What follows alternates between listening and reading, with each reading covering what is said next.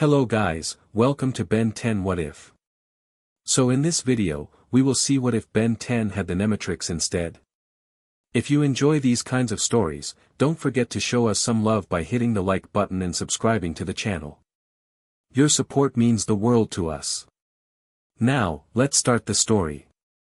Chapter 1, Predator's Genesis. The meteor crashed through the night sky, blazing a fiery trail that sliced through darkness like a knife. 10-year-old Ben Tennyson had just stormed away from the campsite after another argument with his cousin Gwen. Something about her diary, whatever. He kicked at pine cones, muttering under his breath about how summer vacation was supposed to be fun, not stuck with his nerdy cousin and Grandpa Max's weird cooking. That's when he saw it. The burning streak overhead that suddenly changed direction. Meteors didn't do that. Whoa. Ben's eyes widened as the object veered sharply, headed directly toward the clearing ahead. He broke into a sprint, excitement replacing anger. The impact sent a shockwave that knocked him backward onto the forest floor. Scrambling to his feet, Ben approached the smoking crater. Inside wasn't a rock but a metal sphere, its surface glowing red-hot. As the steam cleared, the sphere clicked and unfolded like some kind of alien puzzle box. "This is so cool," Ben whispered, edging closer. The container opened to reveal what looked like a collar or a really weird watch. Unlike the sleek, greenish Omnitrix from the original timeline, this device was angular, predatory, red and black with an almost organic quality to it. Sweet. Finders keepers. Ben reached for it without hesitation. The device leapt at him like a living thing, clamping around his wrist. Ben yelped and frantically tried to pull it off, but it had already fused to his skin. "Get off me." Ben tugged harder, panic rising. The device's interface glowed blood red, projecting holographic silhouettes of creatures that looked nothing like the heroic aliens of the Omnitrix. These were monsters, all teeth, claws, and primal rage. What the? Ben's finger accidentally pressed down on the dial. The transformation was instantaneous and nothing like he expected. His body expanded, hardened, bones cracking and reshaping. A primal roar tore from a throat that wasn't human anymore. Where Ben stood seconds before was now a massive, quadrupedal creature with a shell like volcanic rock, powerful limbs, and a head designed for crushing. Crabdozer. The natural predator of Pyranites. But Ben didn't know this name. Didn't know anything except suddenly his mind was flooded with instincts that weren't his. Hunt. Crush. Devour. The human part of his consciousness felt tiny, drowning in a sea of predatory drive. He charged through the forest, trees snapping like twigs under his massive form. Every movement felt powerful, primal. The world looked different, heat signatures blazed in his vision, sense carried stories his human brain couldn't comprehend. A distant scream cut through the haze. Human. Female. Young. Danger. Some part of Ben recognized the voice. Gwen. Fighting against the creature's instincts, Ben forced his massive body to change direction, charging toward the sound. Breaking through the trees, he saw Gwen backing away from three men surrounding her. They had her cornered against a cliff face, away from the campsite. "Hand over your grandfather's stuff, kid, and nobody gets hurt," one man threatened, brandishing a knife. The Crabdozer form saw only prey. Small, weak creatures making threatening gestures. The instinct was to charge, crush, establish dominance. No. Ben fought internally. These are bad guys, but I can't kill them. The mental struggle was agonizing, but Ben managed to direct the creature's rage. He burst from the tree-line with a roar that shook the ground. The men turned, their faces transforming from threatening to terrified in an instant. "What the hell is that?" Ben charged, the ground trembling beneath his massive weight. Two men scattered, but the one with the knife stood frozen in fear. At the last second, Ben veered, slamming his armored body into a nearby tree instead. The tree crashed down between the man and Gwen. "Run!" Ben tried to shout, but only a bestial roar emerged. Gwen wasn't running. She stood transfixed, staring at the monster before her. Ben, she whispered. How could she know? Ben wondered, still fighting the predatory instincts that urged him to chase the fleeing men. The third man recovered enough to grab Gwen's arm. You're coming with me, brat. That broke through Ben's internal struggle. With surprising agility for something so massive, he positioned himself between Gwen and the attacker. One massive foot stomped the ground, sending the man stumbling backward. Let her go, Ben growled, the sound coming out as a threatening rumble. The man dropped Gwen's arm and ran, disappearing into the forest. Gwen stared up at the massive creature. Ben. Is that really you in there? Before Ben could figure out how to respond, a familiar voice called out. Gwen. Ben.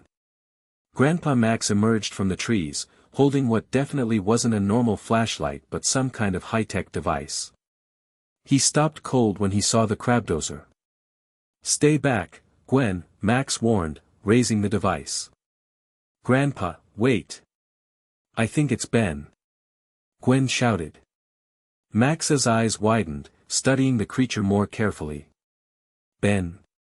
Did you find something in the woods? A device? The crabdozer nodded its massive head. Oh no, Max whispered. We need to get you back to normal. The transformation should time out, but we need to hurry. As if on cue, the red symbol on the crabdozer's chest began to flash. Ben felt the transformation reversing, his body shrinking and reshaping. The process was painful, like being squeezed through a tube too small for his body. When it finished, he collapsed to his knees, gasping. That was awesome! Ben exclaimed, then immediately frowned. And also kind of scary. I couldn't control it very well. Max knelt beside him, examining the device on Ben's wrist with evident concern. I was afraid of this. This isn't the device that was supposed to land here. Wait, you knew something was landing? What is this thing, Grandpa? Ben asked, holding up his wrist. Max sighed deeply. Let's get back to the rust bucket. We have a lot to talk about. The walk back to the RV was tense.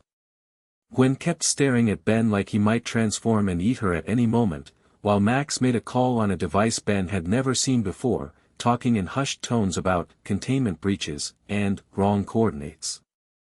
Inside the rust bucket, Max pulled down the blinds and locked the door before turning to face his grandchildren. I haven't been completely honest with you two, Max began, reaching under his seat to pull out a hidden compartment. Inside was an array of technology that definitely wasn't standard RV equipment. I wasn't always just a plumber fixing toilets. I was part of an organization called the Plumbers, an intergalactic police force that deals with alien threats to Earth. Aliens are real. Ben exclaimed, jumping up. I knew it. Very real, Max confirmed, and what you found, Ben, is alien technology. Dangerous alien technology. What, this?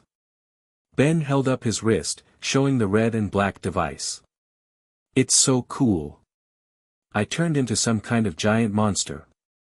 That's exactly the problem, Max said grimly. That device is called the Nemetrix. It wasn't meant for human use at all. It was designed to be worn by non-sentient beings because the DNA samples it contains are from non-sentient predatory species. Predatory? Gwen asked, edging away from Ben. Each sample is from a predator that hunts the sentient species of the galaxy, Max explained. They're pure instinct, pure aggression. They're what would happen if Earth's apex predators evolved to hunt intelligent beings. Ben looked down at the device with new respect and a hint of fear. So why did it attach to me? It must have been modified, which concerns me, Max said, pulling out more equipment. The Nemetrix was part of a set. There's another device called the Omnitrix, which contains DNA of sentient heroic aliens. That's what was supposed to land here tonight.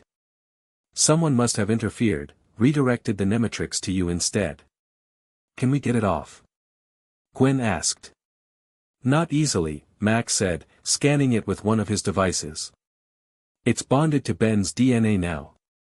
Removing it incorrectly could be fatal. Ben gulped. So I'm stuck with it? With turning into monster predators? For now, Max nodded. But I'm going to contact some old colleagues. There might be ways to modify it, make it safer for human use. Until then, you need to be extremely careful, Ben. These forms are dangerous, and the longer you stay transformed, the more the animal instincts take over. You could lose yourself. But did you see how I saved Gwen? Ben argued. I controlled it enough to help. Which is remarkable, Max admitted.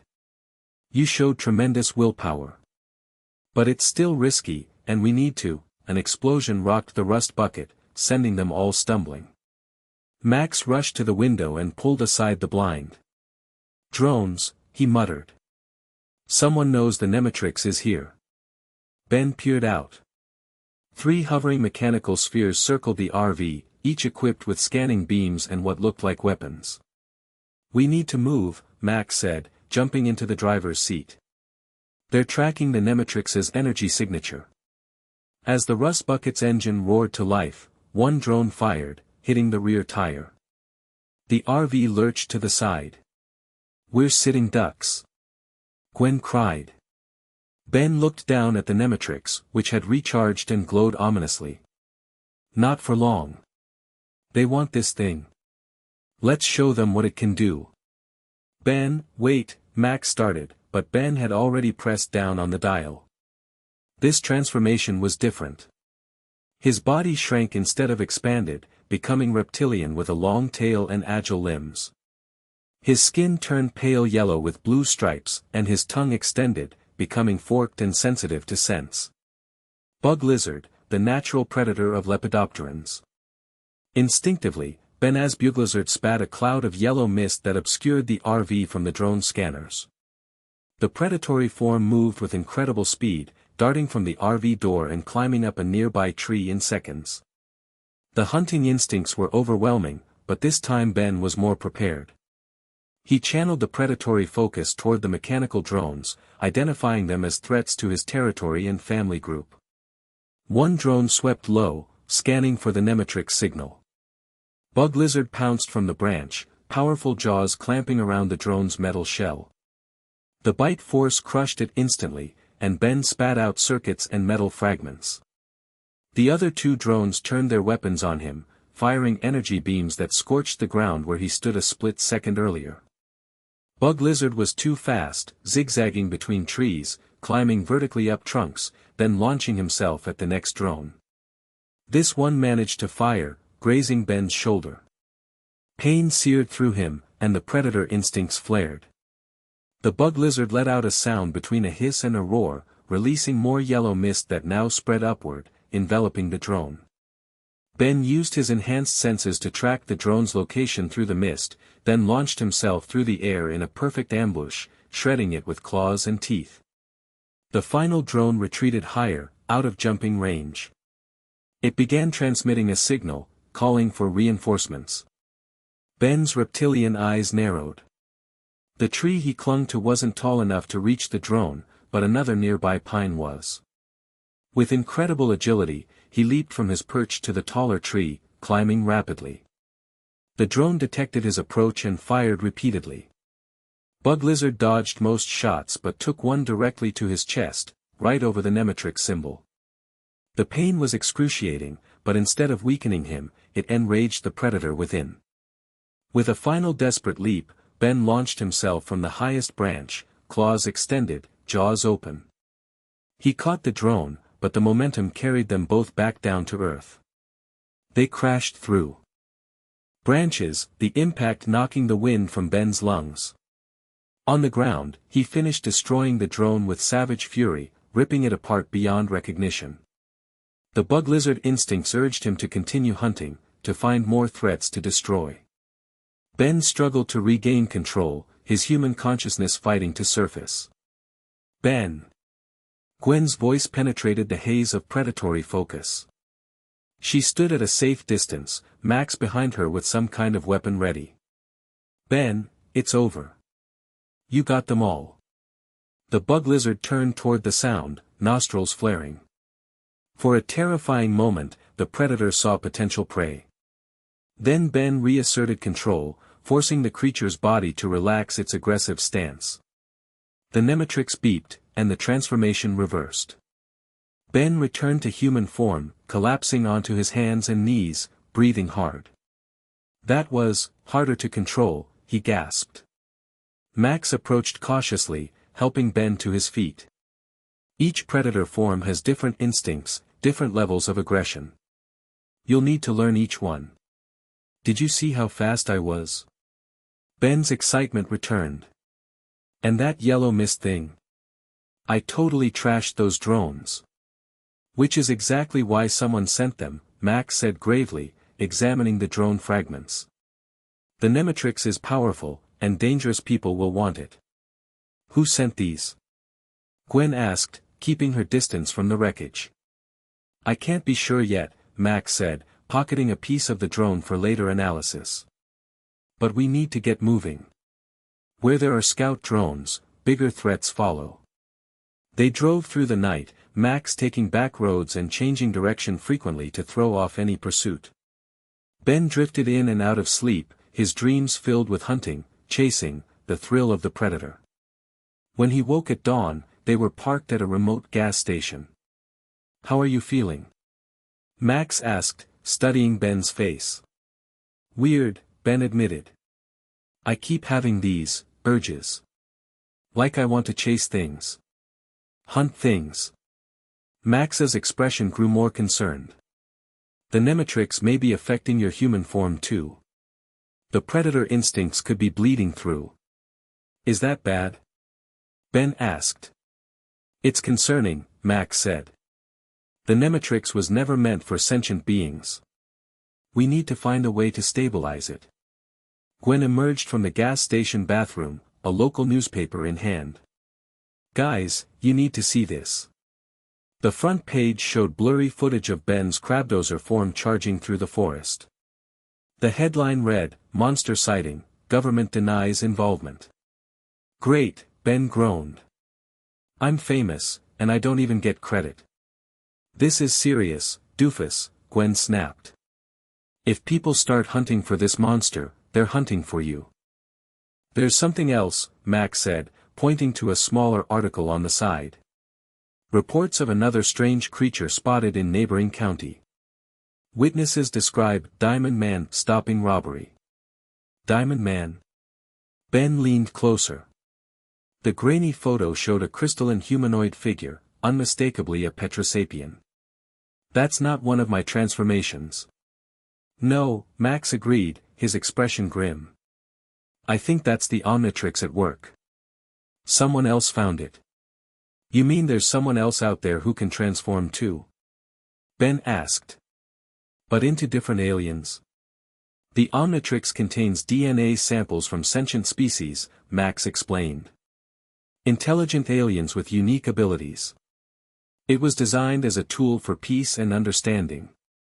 While I got stuck with the Monster Watch, Ben grumbled. Both devices are dangerous in the wrong hands, Max warned. We need to find out who has the Omnitrix. As they discussed next steps, Ben noticed a strange man watching them from across the parking lot. He wore a lab coat despite the summer heat, and his white hair stood out wildly. When he caught Ben looking, he didn't turn away but instead smiled, a smile that sent chills down Ben's spine. Grandpa, Ben whispered, that guy over there has been staring at us. Max casually glanced over.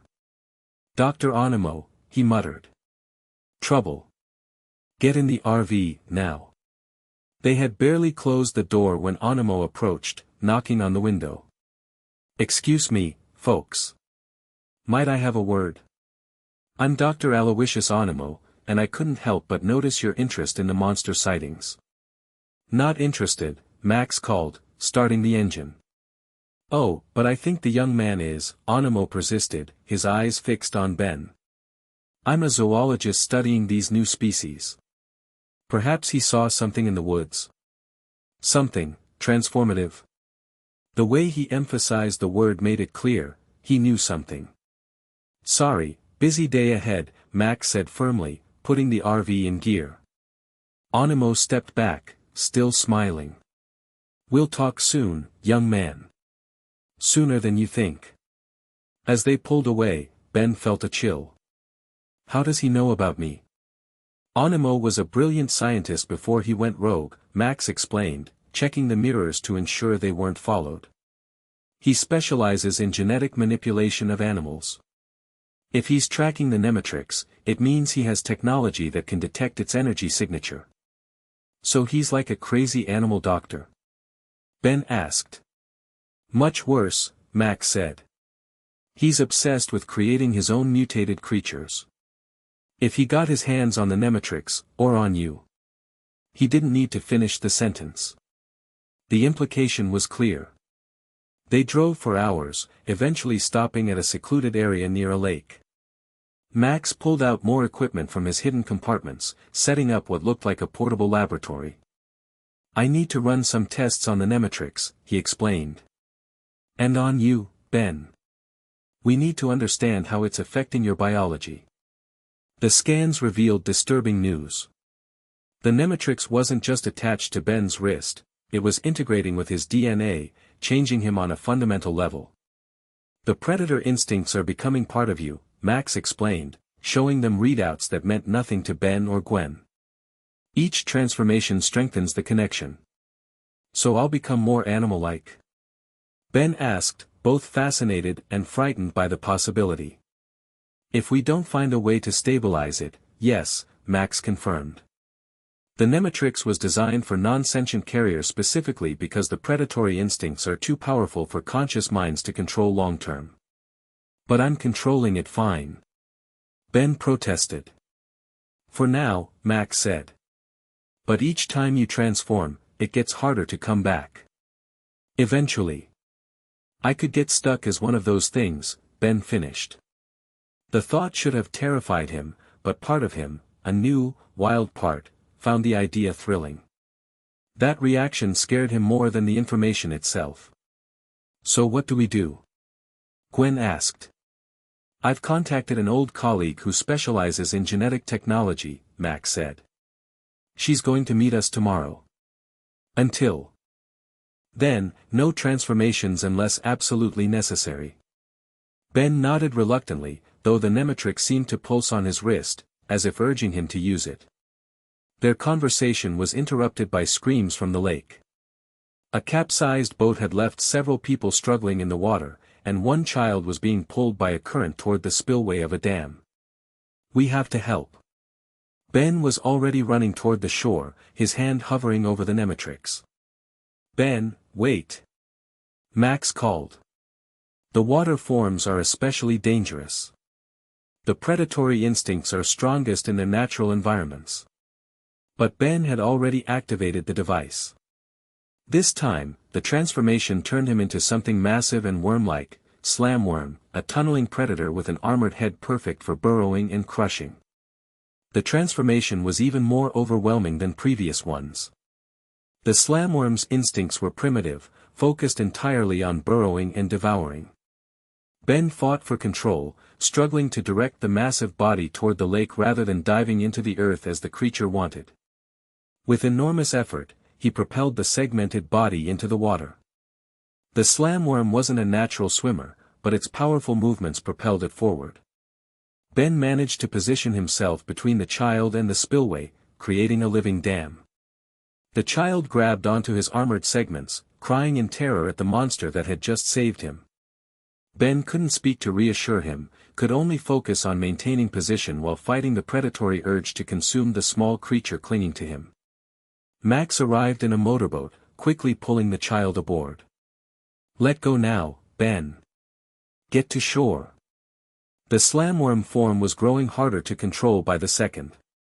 The cool water activated hunting instincts, and Ben could sense fish and other potential prey all around him. The urge to feed was becoming overwhelming.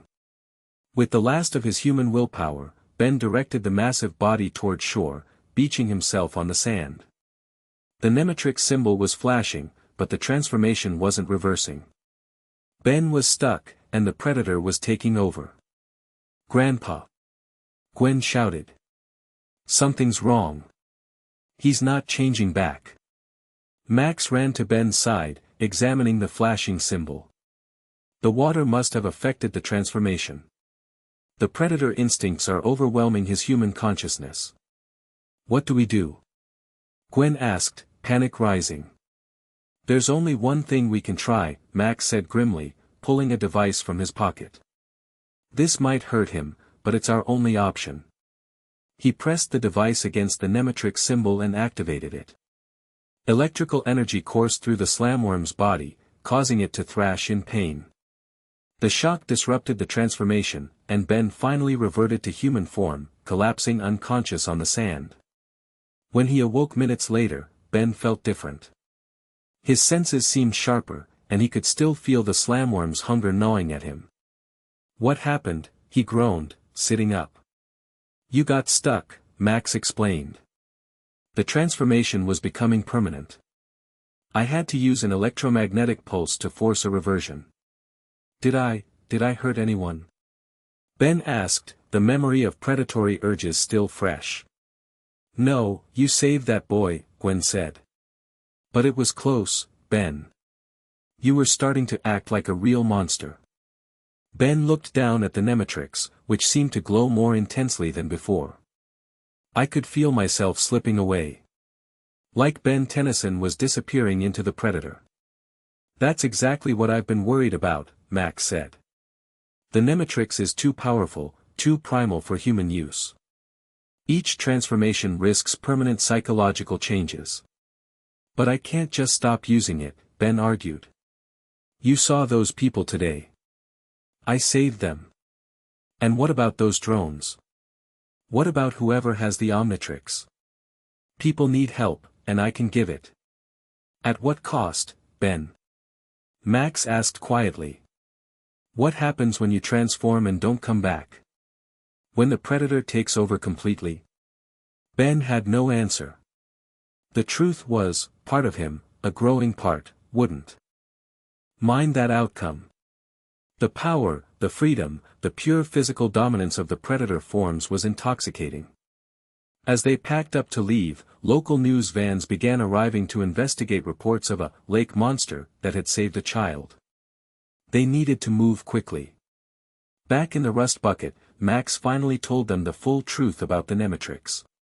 It wasn't just a dangerous device, it was one half of an experimental weapons system. The Omnitrix contained the DNA of the galaxy's most powerful sentient species. The Nemetrix contained the DNA of their natural predators. Together, they were meant to create the ultimate soldier, Max explained. Someone who could understand and counter any alien threat.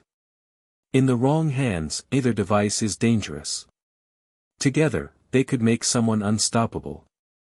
"So who sent those drones?" Gwen asked. "There are many possibilities," Max said. Vilgax, a warlord who's sought the Omnitrix for years. Various government agencies. Other alien races who fear what these devices could do. And now Dr. Onimo, who has his own twisted reasons. Ben stared at the Nemetrix. "So I'm stuck with the dangerous half." "Both are dangerous," Max corrected. "But yes, the Nemetrix is especially risky for a human bearer. It was designed specifically to be worn by a non-sentient host, a creature that would follow orders without question, unleashing predatory power on command but without the risk of the predatory consciousness taking over." "Like a really smart dog wearing it instead of me?" Ben asked. "Essentially," Max nodded. "That way, the controller would have all the power with none of the risk." "So who has the Omnitrix now?" Ben wondered. "This diamond guy in the news?" "I don't know," Max admitted. "But we need to find them. Having both devices in place simultaneously creates a dangerous imbalance." As they drove into the night, Ben stared out the window, thoughts racing. He had always wanted to be special, to be a hero. Now he had the power, but it came with a terrible price. Every transformation brought him closer to losing his humanity. Yet he couldn't deny the thrill of it. The raw power. The freedom from human limitations. The predator inside him was growing stronger, and part of him welcomed it. The Nemetrix pulsed on his wrist, almost like a heartbeat. 3 days later, they were camped near an abandoned plumber base that Max hoped might contain equipment to help stabilize the Nemetrix. Ben had been avoiding transformations, but the effects of the device were still evident. His senses had sharpened, his movements became more fluid, more predatory. He found himself stalking through the woods rather than walking, instinctively moving downwind of animals to avoid detection. "Your DNA is continuing to mutate," Max explained after running more tests.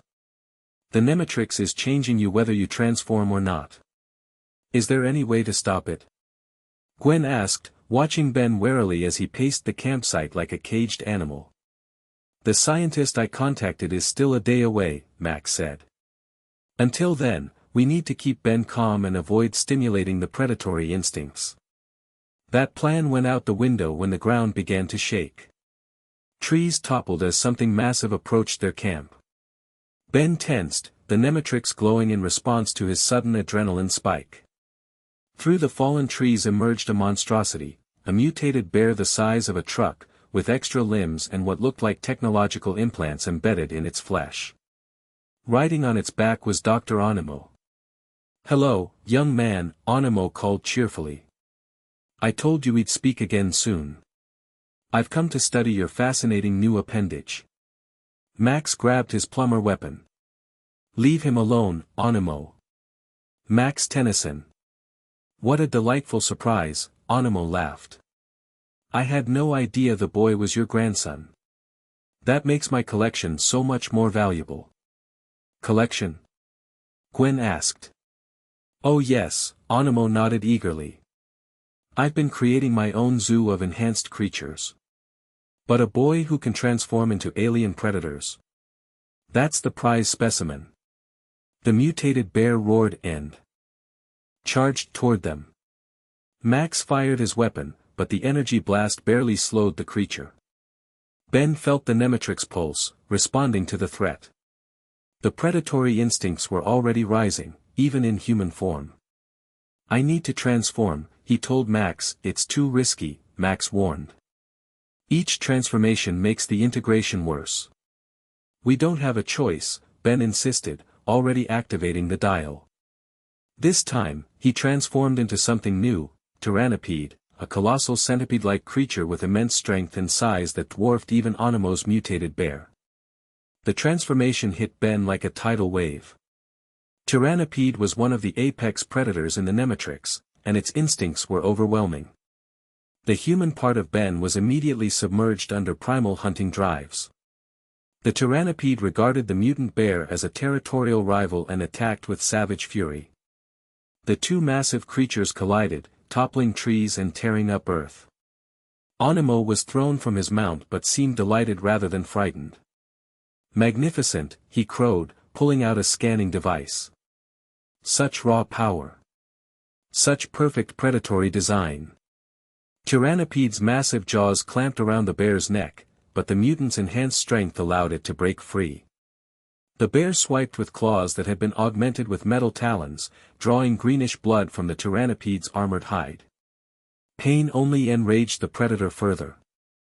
The Tyrannopede reared up, towering over the battlefield before slamming down with crushing force. The impact created a shockwave that knocked everyone off their feet. In the midst of the battle, Ben was losing himself completely. The Tyrannopede's consciousness was too powerful, too primal to resist.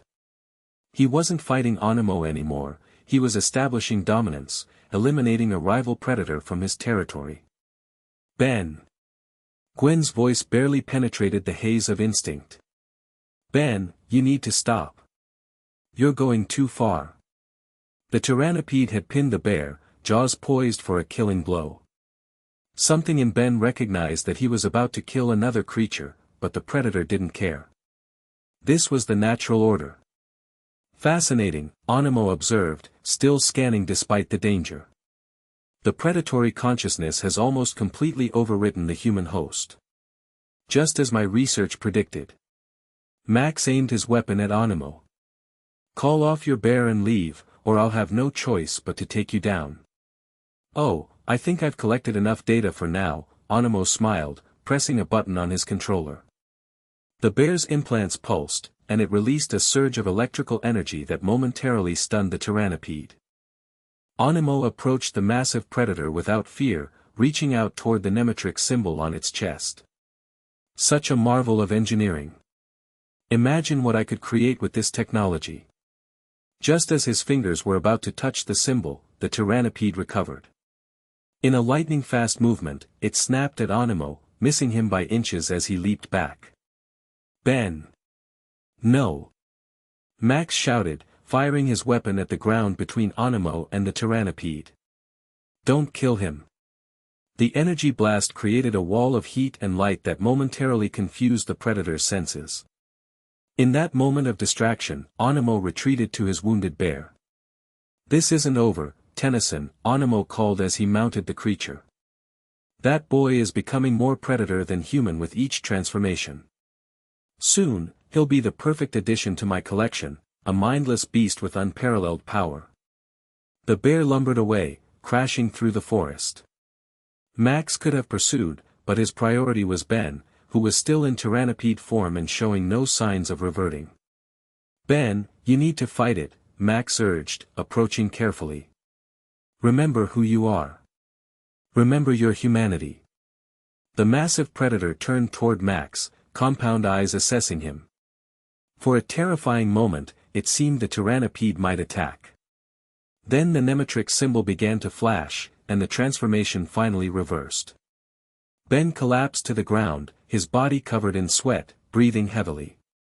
When he looked up, his eyes had a feral quality that hadn't been there before. I almost killed him, Ben whispered. And part of me wanted to. The Nemetrix is changing you faster than I anticipated, Max said gravely, helping Ben to his feet. Each transformation accelerates the process. But Animo's getting away, Ben protested, already looking in the direction the mutant bear had fled. Let him go, Max said firmly. Right now, you're the bigger concern. You're losing yourself to these predatory forms, Ben. Back at the rust bucket, Max ran more scans.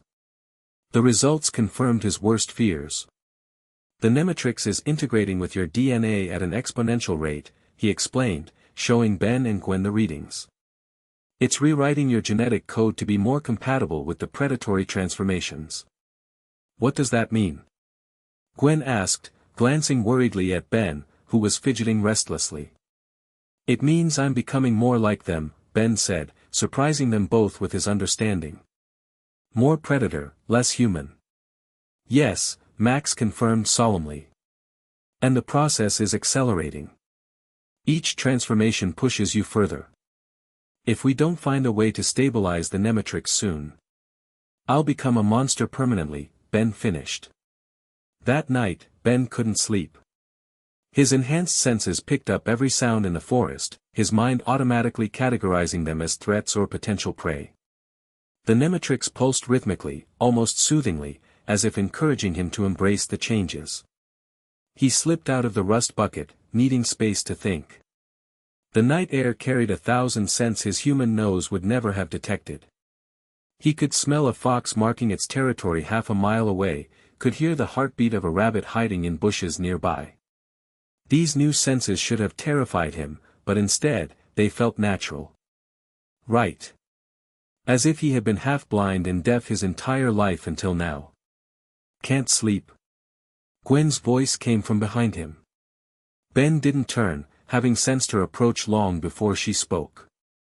Too many thoughts. Too many instincts. Gwen sat beside him on a fallen log. Are you scared? That's the weird thing, Ben admitted. I should be terrified. I'm turning into something not human. But part of me likes it, Gwen. That's what scares me, Gwen said quietly. You're still my doofus cousin, but sometimes when you look at things now, it's like something else is looking through your eyes. I know, Ben nodded. I feel it too. The Predator. Getting stronger. We'll fix this, Gwen assured him, though her voice lacked conviction. Grandpa's friend will know what to do. Ben wasn't sure he wanted it fixed anymore. The power, the freedom of the Predator forms was addictive. But he nodded anyway, not wanting to worry her more. A distant explosion shattered the night's quiet. Both of them jumped up, Ben automatically placing himself between Gwen and the potential threat. What was that? Gwen gasped. Ben's enhanced senses were already processing information. About 2 miles east. Near the town. They ran back to wake Max, who was already up and monitoring a portable scanner. Multiple energy signatures, he reported. Similar to the Omnitrix's output, but unstable. The diamond guy from the news? Ben asked. Possibly, Max nodded. And he appears to be in trouble. They piled into the rust bucket and drove toward town. As they approached, they saw flashes of light and heard crashes. Something was tearing through buildings downtown. Stay in the RV, Max ordered as he parked at a safe distance. No way, Ben protested. If that's the Omnitrix user, I need to see them. It's too dangerous, Max insisted. Your condition is exactly why I need to help, Ben cut him off. These Predator forms are powerful.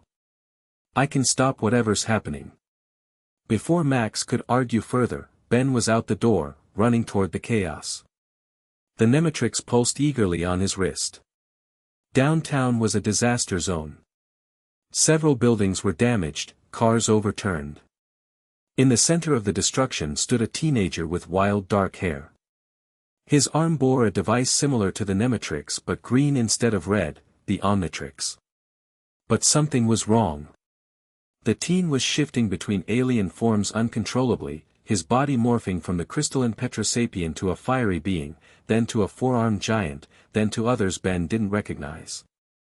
Each transformation lasted only seconds before another took its place. Help, the teen shouted between transformations, his voice distorted. Can't control it. Ben approached cautiously. Hey. I can help. I have something like your watch.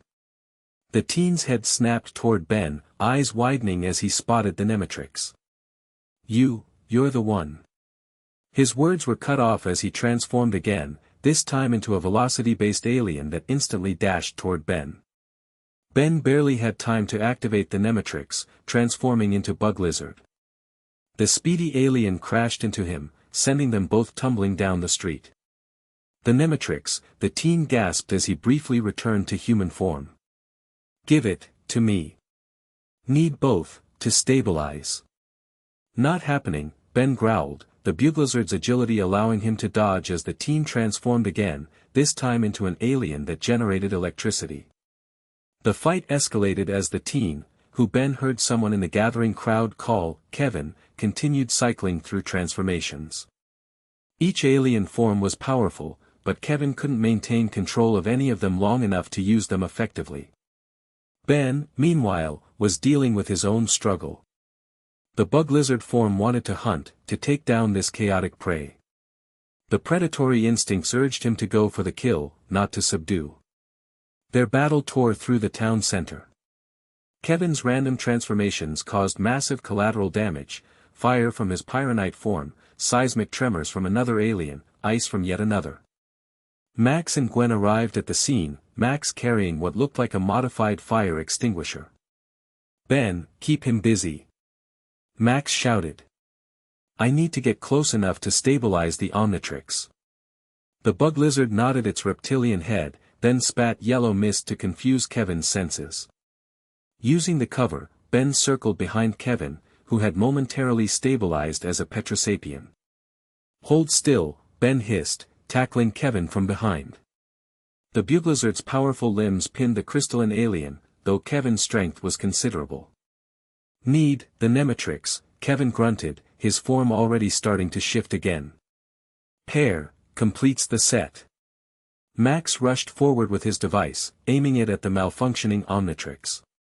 "This might hurt, son, but it'll help stabilize the transformations." Before he could reach them, Kevin transformed again into an elastic alien form, slipping from Ben's grasp. He stretched his limbs, knocking Max aside and grabbing the device. "Mine!" Kevin shouted, his voice becoming more feral with each transformation. The Omnitrix was clearly affecting his mind as the Nemetrix was affecting Ben's. Ben felt the Buglazard's patience snap. The predator lunged with full hunting ferocity, claws extended, jaws open. He tackled Kevin, who was mid-transformation, and they crashed through the wall of a building. Inside, their battle became more primal. Ben was losing himself to the Buglazard's instincts, becoming less tactical and more savage. Kevin's unstable transformations made him dangerous but inconsistent. "Ben, stop." Gwen's voice barely penetrated his consciousness. "You're going too far." The bug lizard had Kevin pinned, jaws closing around the throat of his current alien form. One bite, and it would be over. "Ben!" Max's shout finally broke through. "Remember who you are." The human part of Ben fought back against the predatory instinct, forcing the bug lizard to release its grip. Kevin took advantage of the hesitation, transforming into the Petrosapien again and creating crystal shards that pierced the Buglazard's hide. Pain snapped Ben further back to awareness. He leaped away, putting distance between himself and Kevin. The Nemetrix symbol was flashing, the transformation was ending. As Ben reverted to human form, Kevin stood across from him, also back in human form. The Omnitrix on his wrist seemed to have temporarily stabilized. "You," Kevin panted, glaring at Ben. "You've got the other half. The Predator device." "And you've got the Omnitrix," Ben replied, fighting to keep his now permanent predatory instincts in check. "What are you doing with it? Why are you destroying the town?" "I'm not doing it on purpose," Kevin growled. "This stupid thing won't work right. It keeps changing me randomly. I need both devices to make it stop." "That's not how it works," Max interjected, approaching carefully. "The Omnitrix is malfunctioning because it wasn't calibrated properly. I can help you stabilize it." "Stay back, old man," Kevin warned, the Omnitrix beginning to glow again. "I don't need your help. I just need the Nemetrix." "Not happening," Ben said, the Nemetrix recharging on his wrist. "This thing is dangerous enough on its own." Kevin's expression turned calculating. "You know what these devices really are? They're weapons. The ultimate weapons. And I'm going to have both of them." "The Omnitrix wasn't designed as a weapon," Max argued. "Neither was the Nemetrix, originally. They've been modified." "I don't care what they were designed for," Kevin snapped. "I care what they can do. And together, they'll make me unstoppable." The Omnitrix activated again, transforming Kevin into a pyronite. Flames erupted around him as he launched a fire blast toward Ben. Ben rolled aside, activating the Nemetrix again. This time, he transformed into Crabdozer, the natural predator of pyronites. The massive, armored quadruped charged through Kevin's flames unharmed, its natural resistance to heat making it the perfect counter. Ben rammed into Kevin, sending him crashing through another wall. Outside, sirens wailed as police and emergency services arrived at the scene. The situation was escalating dangerously. "We need to end this," Max called to Ben. "Too many civilians." The Crabdozer nodded its massive head, though the predator instincts were roaring for him to finish the hunt. Ben struggled to maintain control as he cornered Kevin, who was cycling through transformations again. "Give it up, Kevin," Ben growled, the words coming out as a rumbling roar. "Never," Kevin snarled, briefly stabilizing as a Petrosapien again. He created a crystal blade from his arm, slashing at the Crabdozer's armored hide. The blow glanced off, barely scratching Ben's transformed body. The Crabdozer responded with a powerful headbutt that sent Kevin flying into a parked car, crushing it. For a moment, Kevin lay still. Then the Omnitrix pulsed green, and his body began shifting between alien forms more rapidly than before, a sign the device was critically unstable. He's going into cascade failure. Max shouted, rushing toward Kevin with his stabilizing device. The Omnitrix could detonate. Ben moved without thinking, the crabdozer's massive body positioning itself between the potential explosion and the civilians behind him. If the Omnitrix was going to detonate, he'd use his armored form to shield as many people as possible. Max reached Kevin, attaching his device to the Omnitrix. Electrical energy surged between them, and Kevin screamed in pain. "It's not working," Max called. "The Omnitrix is rejecting the stabilization." Ben made a decision. Fighting against the crabdozer's instincts, he reverted to human form, approaching Kevin despite the danger. "Kevin," Ben said, holding out his wrist with the Nemetrix. "I think I know what's happening. The devices are calling to each other. They're meant to work as a pair, but not by the same person having both." "What are you talking about?" Kevin gasped between transformations. "The Nemetrix and Omnitrix are responding to each other's presence," Ben explained, not entirely sure where this knowledge was coming from. Perhaps the Nemetrix itself was communicating with him. "We need to synchronize them. Not merge them." Ben pressed the Nemetrix against the Omnitrix. The devices reacted immediately, the red and green energies intertwining. A surge of power knocked both boys backward, but when the light faded, Kevin had stabilized in human form, the Omnitrix quiet on his wrist. "What did you do?" Kevin demanded, staring at the now stable device. "I don't know exactly," Ben admitted. "But the Nemetrix and Omnitrix recognized each other. They're calibrated to work in tandem, not combined." Max helped Kevin to his feet. The devices were designed as complementary systems. One for sentient alien DNA, one for predatory species. They need to be in proximity occasionally to stabilize each other, but combining them would be catastrophic. "So I'm stuck with this thing?" Kevin asked, glaring at the Omnitrix. "For now," Max nodded.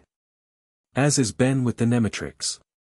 But I can help you learn to control it properly, if you'll let me." Kevin seemed to consider this, then shook his head. "No thanks, old man. I'll figure it out myself." He turned to Ben. "This isn't over. I still want both devices, and I'll get the Nemetrix eventually." "You can try," Ben replied, the predatory instincts making his voice deeper, more threatening. Kevin backed away, the Omnitrix glowing softly. "See you around, Tennyson." He transformed into the Velocity alien and vanished in a blur of motion. As emergency services moved in to handle the damage, Max ushered Ben and Gwen back to the rust bucket. "What happened back there?" Gwen asked Ben. "How did you know what to do?" "I didn't," Ben admitted. "At least, I don't think I did. It was like the Nemetrix was guiding me." "The devices have a rudimentary AI," Max explained. "They're programmed to recognize each other. What concerns me is how intuitive your connection to the Nemetrix has become." "Is that bad?" Ben asked. "It means the integration is progressing rapidly," Max said gravely.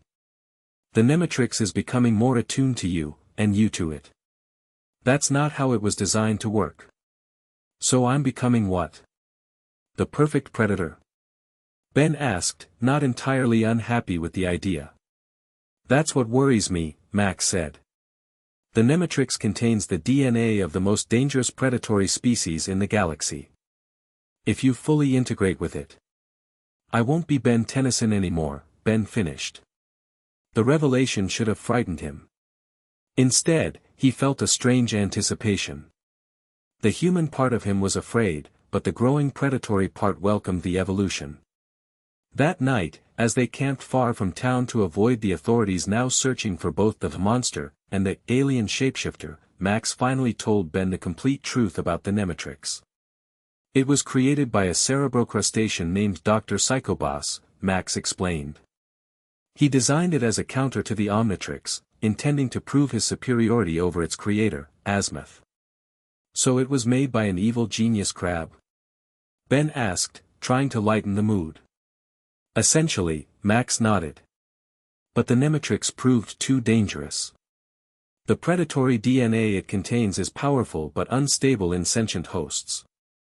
It drives them insane as the predatory instincts overwhelm their consciousness.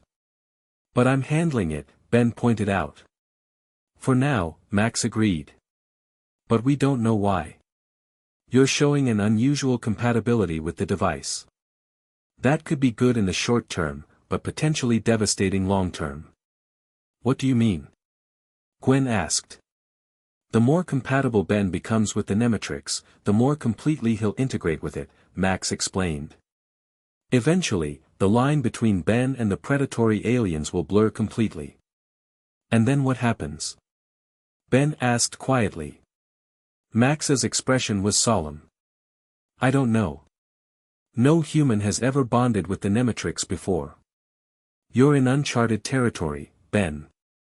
Ben looked down at the device on his wrist. It no longer felt like an alien attachment but a part of him. The predatory instincts it had awakened weren't separate from his consciousness anymore, they were integrating with it, changing who he was on a fundamental level. So I'm becoming something new, Ben said. Not just a kid with a monster watch, but something else. Yes, Max confirmed. And that's why we need to find a way to stabilize the integration before it progresses too far. And if we can't? Ben asked. Max had no answer for that. None of them did. Ben stepped outside again, needing space. The night welcomed him with its symphony of scents and sounds that his enhanced senses could now appreciate. The forest no longer seemed dark or threatening, it felt like home. He activated the Nemetrix, transforming once more into Crabdozer. The massive predator stomped through the forest, instincts alert but controlled. Ben was learning to work with the predatory consciousness rather than fighting it. As the Crabdozer moved silently for something so large, Ben contemplated what he was becoming. Not just a boy with a monster watch. Not just a temporary shapeshifter. Something new. Something that walked the line between human and predator. Perhaps that wasn't entirely a bad thing. In the distance, he sensed movement, the mutated bear that Onimo had created. It was tracking him, following his scent. Onimo was still hunting him. And somewhere else, Kevin Levin was mastering the Omnitrix, becoming stronger. The challenges were mounting, but for the first time, Ben wasn't afraid. The predator didn't know fear, only readiness. Whatever he was becoming, one thing was certain, he would never be just Ben Tennyson again. Chapter 2, Hunter's Instinct. 3 weeks since the Nemetrix had fused to Ben's wrist. 3 weeks of changes that went way beyond just transforming into alien predators. Ben perched on a boulder at the edge of their latest campsite, watching the sunrise with eyes that no longer needed time to adjust to changing light. His hearing picked up Grandpa Max's soft snoring from inside the rust bucket and the flutter of a hummingbird's wings 30 feet away. Even his sense of smell had changed, he could detect the lingering scent of last night's campfire, the distant aroma of pine sap, and the muskiness of a fox that had passed through hours ago. "You're up early again," Gwen said, approaching from behind. Ben didn't turn. He'd heard her get up, detected her scent on the morning breeze before she'd even opened the RV door. "Couldn't sleep," he replied, his voice deeper than it had been 3 weeks ago. "Too much, everything." Gwen sat beside him, keeping a careful distance. She did that now, maintained space between them like you would with an unpredictable animal. Ben pretended not to notice, but the predatory part of him registered every subtle sign of fear. "More nightmares?" she asked. Ben nodded. "Always hunting something. Sometimes I'm Crabdozer, sometimes Bug Lizard. Last night I was something new, like a giant flying insect that could hypnotize prey." "Hypnotic," Gwen supplied. "Grandpa found it in the plumber database yesterday." "Right." Ben flexed his fingers, examining the subtle changes. His nails were thicker, stronger. Not quite claws, but heading that way. Is he still tracking Kevin? Yeah. The plumbers reported Omnitrix energy signatures in downtown Bellwood yesterday. Looks like Kevin's getting bolder with his robberies. Ben's lips pulled back slightly, revealing canines that had grown just a bit sharper. He's claiming territory. Making himself known. The way Ben spoke about Kevin had changed too. Less like a kid talking about a rival and more like a predator discussing competition. We need to stop him before he hurts someone, Gwen said. Those alien forms are powerful, and he's not exactly using them for good. Ben's eyes tracked a deer moving through the distant trees, automatically calculating distance, estimating speed, considering ambush angles. He shook his head, forcing the predatory thoughts back. We'll find him, Ben said. I can track him better than any tech Grandpa has. Kevin doesn't realize it yet, but he's being hunted. Gwen shivered slightly at his tone. Ben, you're doing that thing again. What thing? He asked, already knowing the answer. That predator thing. Where you stop sounding like my doofus cousin and start sounding like something else. Ben sighed, dragging his attention away from the deer. Sorry. It's getting harder to switch it off. Inside the rust bucket, they found Grandpa Max already awake and hunched over his plumber equipment. Maps of Bellwood covered the table, each marked with locations of Kevin's appearances. Morning, you too, Max said without looking up. Ben, how was the night? It wasn't just small talk. Max asked the same question every morning now, tracking Ben's integration with the Nemetrix like a doctor monitoring a progressive disease. 4 hours sleep. 2 nightmares. Woke up on the roof of the rust bucket once. Ben grabbed an apple from the counter, biting into it with slightly sharper teeth. Oh, and I think I growled at a raccoon that got too close to camp. Max nodded grimly, marking something on his tablet. The integration is accelerating. Your human form is exhibiting more predatory traits each day. We noticed, Gwen said dryly. He was just outside talking about hunting Kevin like he's planning to eat him. I wouldn't eat him, Ben protested, then grinned. Probably taste awful. Neither Max nor Gwen laughed. Ben, this isn't a joke, Max said firmly. Dr. Mayax was supposed to meet us yesterday with the genetic stabilizer, but she's been delayed. We need to manage your transformation schedule carefully until she arrives. You mean avoid transforming, Ben corrected. Which would be easier if Kevin wasn't out there using the Omnitrix to rob banks and jewelry stores. The authorities can handle Kevin for now, Max insisted. Ben's eyes flashed with something wild. No, they can't. Those cops yesterday barely escaped when he went heat blast on them. Regular humans don't stand a chance against Omnitrix aliens. And what's your solution? Max challenged. Transform into Crabdozer and rampage through downtown Bellwood? The Nemetrix forms aren't exactly subtle, Ben. At least I could stop him, Ben growled, his voice dropping to a register that made both Max and Gwen tense. And lose more of yourself in the process, Max said quietly. Ben looked away, the predatory anger fading. That was the terrible equation they'd been living with, each transformation gave him power but took away pieces of his humanity. So what's the plan? Gwen asked, breaking the tense silence. We monitor Kevin's movements, try to predict his next target, Max said, pointing to the map. He's been hitting high-value locations in a pattern moving east. My guess is he'll target either Bellwood First National or the Technology Expo at the convention center next. The Expo, Ben said immediately. More valuable tech, less security than a bank vault. Max raised an eyebrow. That's good tactical thinking, Ben. Ben shrugged. Predators understand hunting patterns. Then we stake out the convention center, Max decided. But we observe only. No confrontations unless absolutely necessary. Ben nodded, but the predatory part of him was already anticipating a hunt. The Bellwood Technology Expo was packed with people admiring the latest gadgets and innovations. Ben, Gwen, and Max blended in with the crowd, though Ben kept fidgeting with the baggy sweatshirt that covered his increasingly muscular arms and the Nemetrix. "Stop squirming," Gwen hissed. "You look suspicious." "Everything's too loud," Ben complained. "Too many smells. Too many people." His enhanced senses made crowds overwhelming. Every conversation was audible, every perfume and cologne a separate assault on his nose. The predator in him hated being surrounded, vulnerable from all sides. "Try to focus," Max advised. "Filter out the background noise like we practiced." Ben took a deep breath, concentrating on narrowing his sensory input. It helped a little. They circled the convention floor, examining exhibits while keeping watch for Kevin. Near the center stage, a scientist was demonstrating a new quantum processor that could revolutionize computing.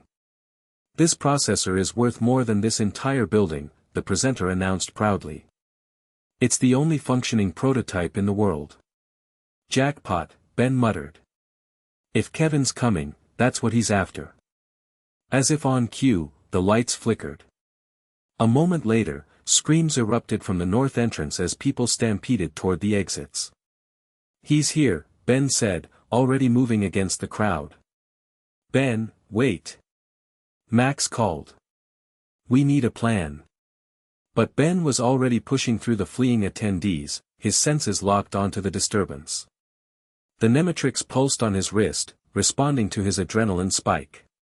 Rounding a display of robotics, Ben spotted him, Kevin Levin, transformed into Diamond Head, using crystalline arms to shatter display cases and collect valuable technology. "That's enough, Kevin," Ben shouted. Kevin turned, his crystalline face breaking into a smile. "Tennyson. I was wondering when you'd show up." His eyes fixed on Ben's wrist. "Still got my Nemetrix, I see." "It's not yours," Ben growled. "And you're not leaving with that tech." Kevin laughed. "What are you gonna do about it, kid? Last I checked, you can't exactly transform in the middle of a convention center without causing more damage than me." He had a point. The Nemetrix forms were massive predators. Releasing one indoors would be catastrophic. "Don't need to transform to stop you," Ben said, advancing. Slowly. "That's cute." Kevin morphed one arm into a crystal blade. "Let's see what you've got, Tennyson." Ben moved with surprising speed, ducking under Kevin's swing and driving his shoulder into the crystal alien's midsection.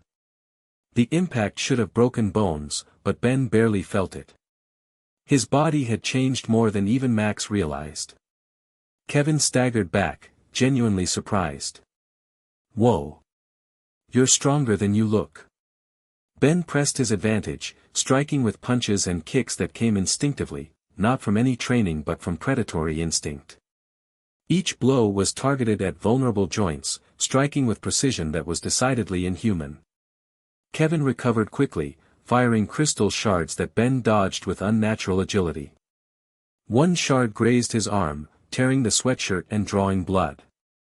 The pain triggered something in Ben, a surge of primal rage that momentarily clouded his vision red. "Ben!" Gwen's voice cut through the haze. She and Max had caught up, positioning themselves to block Kevin's escape routes. "I'm fine," Ben said, though his voice had dropped to a guttural growl. "You don't sound fine," Kevin taunted. "You sound like you're one bad day from turning into a real monster." "Maybe that's why the Nemetrix picked you."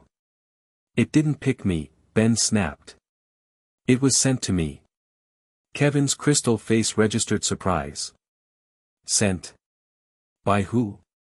The question made Ben pause. They still didn't know who had redirected the Nemetrix to him instead of the Omnitrix. Kevin took advantage of the hesitation, transforming suddenly from Diamond Head to XLR-8. The Velocity alien disappeared in a blur, reappearing behind Gwen and Max, too slow. Kevin laughed, racing around them in circles. "You can't catch what you can't see." Ben closed his eyes, relying on his other senses. The subtle displacement of air, the faint scent trail, the barely perceptible vibration through the floor, all painted a map of Kevin's movements in his mind. When he opened his eyes again, they had a feral gleam. Without conscious thought, Ben leaped sideways, colliding with Kevin mid-run and sending them both crashing into a display. "How did you?" Kevin gasped, momentarily back in human form from the shock of impact. Ben didn't answer, already pressing his attack with inhuman strength. His fingers curled like claws, his teeth bared in a snarl. The rational part of his mind was slipping, the predator taking over. "Ben, stop!" Max shouted. "You're going too far." The warning barely registered. Kevin had transformed again, this time into heat blast, and flames erupted between them. The fire triggered the sprinkler system, drenching everyone. "You're losing it, Tennyson," Kevin taunted through the curtain of water and flame. "That thing on your wrist is eating you alive, and you don't even realize it." "Shut up!" Ben shouted, the Nemetrix glowing brighter in response to his anger. "Ben, don't transform," Max warned. "Not here." But it was too late. Ben's control slipped, and the Nemetrix activated. His body expanded and reshaped, becoming Crabdozer, the natural predator of pyronites like Heat Blast. The massive creature demolished displays as it charged, completely immune to Kevin's flames. People screamed and fled as the monster rampaged through the convention center. Kevin's fiery eyes widened. "Oh crap." The Crabdozer slammed into Heat Blast with devastating force, pinning him against a concrete pillar. Its armored head reared back, ready to deliver a crushing blow. "Ben!" Gwen's desperate cry penetrated the predatory haze. "Ben, you'll kill him." Something in Ben hesitated, fighting against the Crabdozer's instincts. It was harder than ever to maintain his humanity inside the transformation. Kevin took advantage of the hesitation, switching to Stinkfly and squirting slippery goo onto the Crabdozer's feet.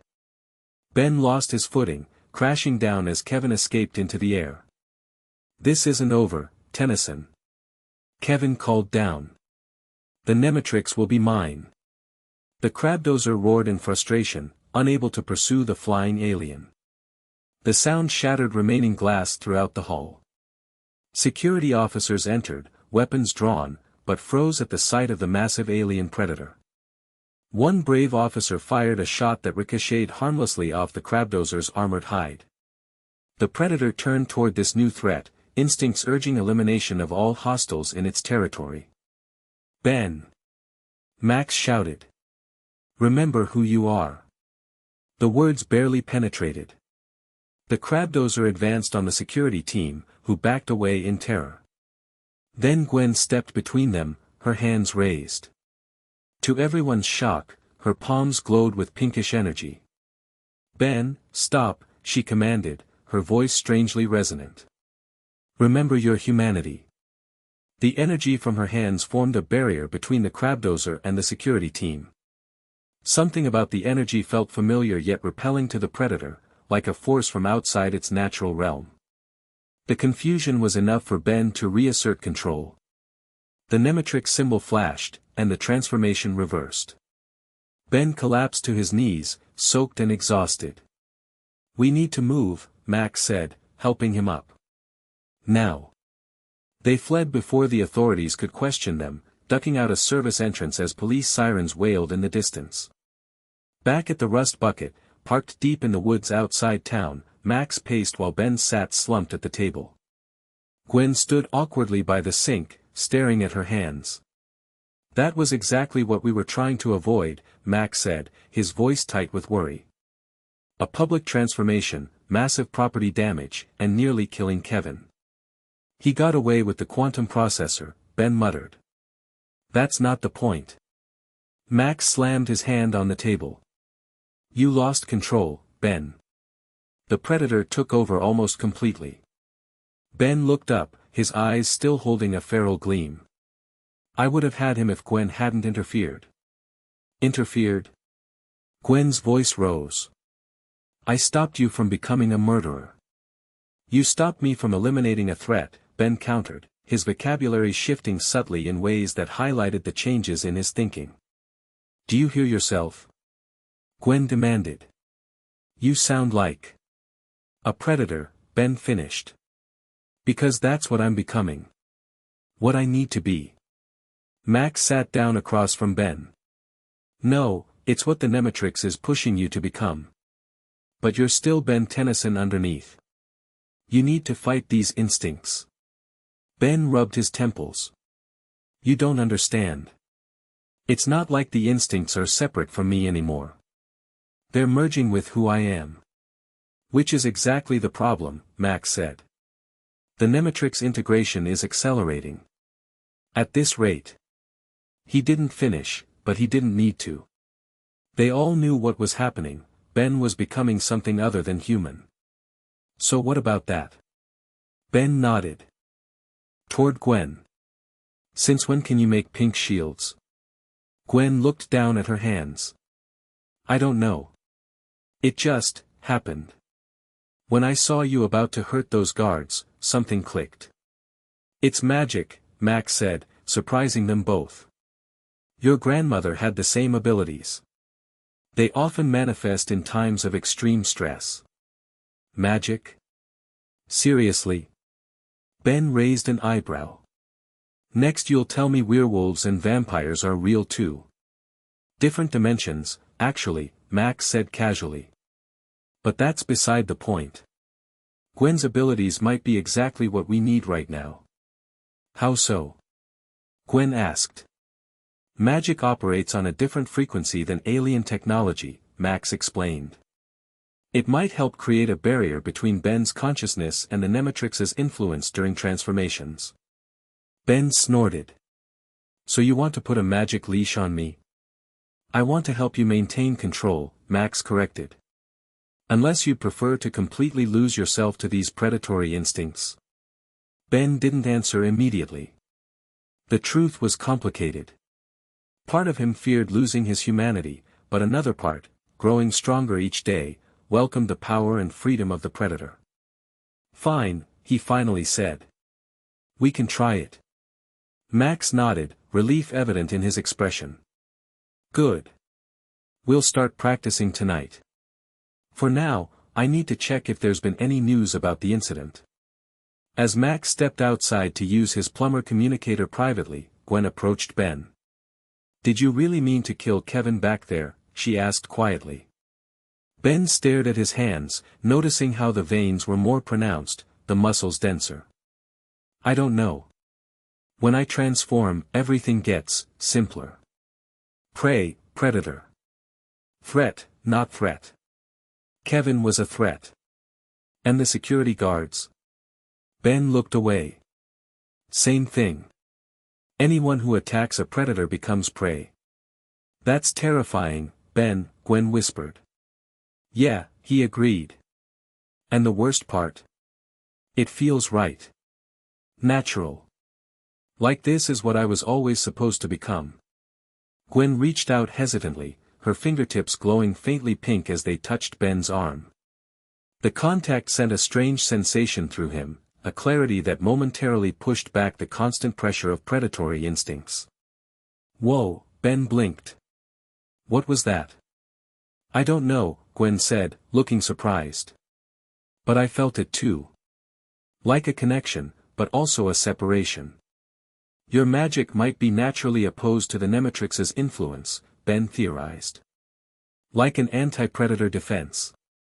"Makes sense," Gwen nodded. "Prey species evolve defenses against predators all the time." Ben's eyes narrowed.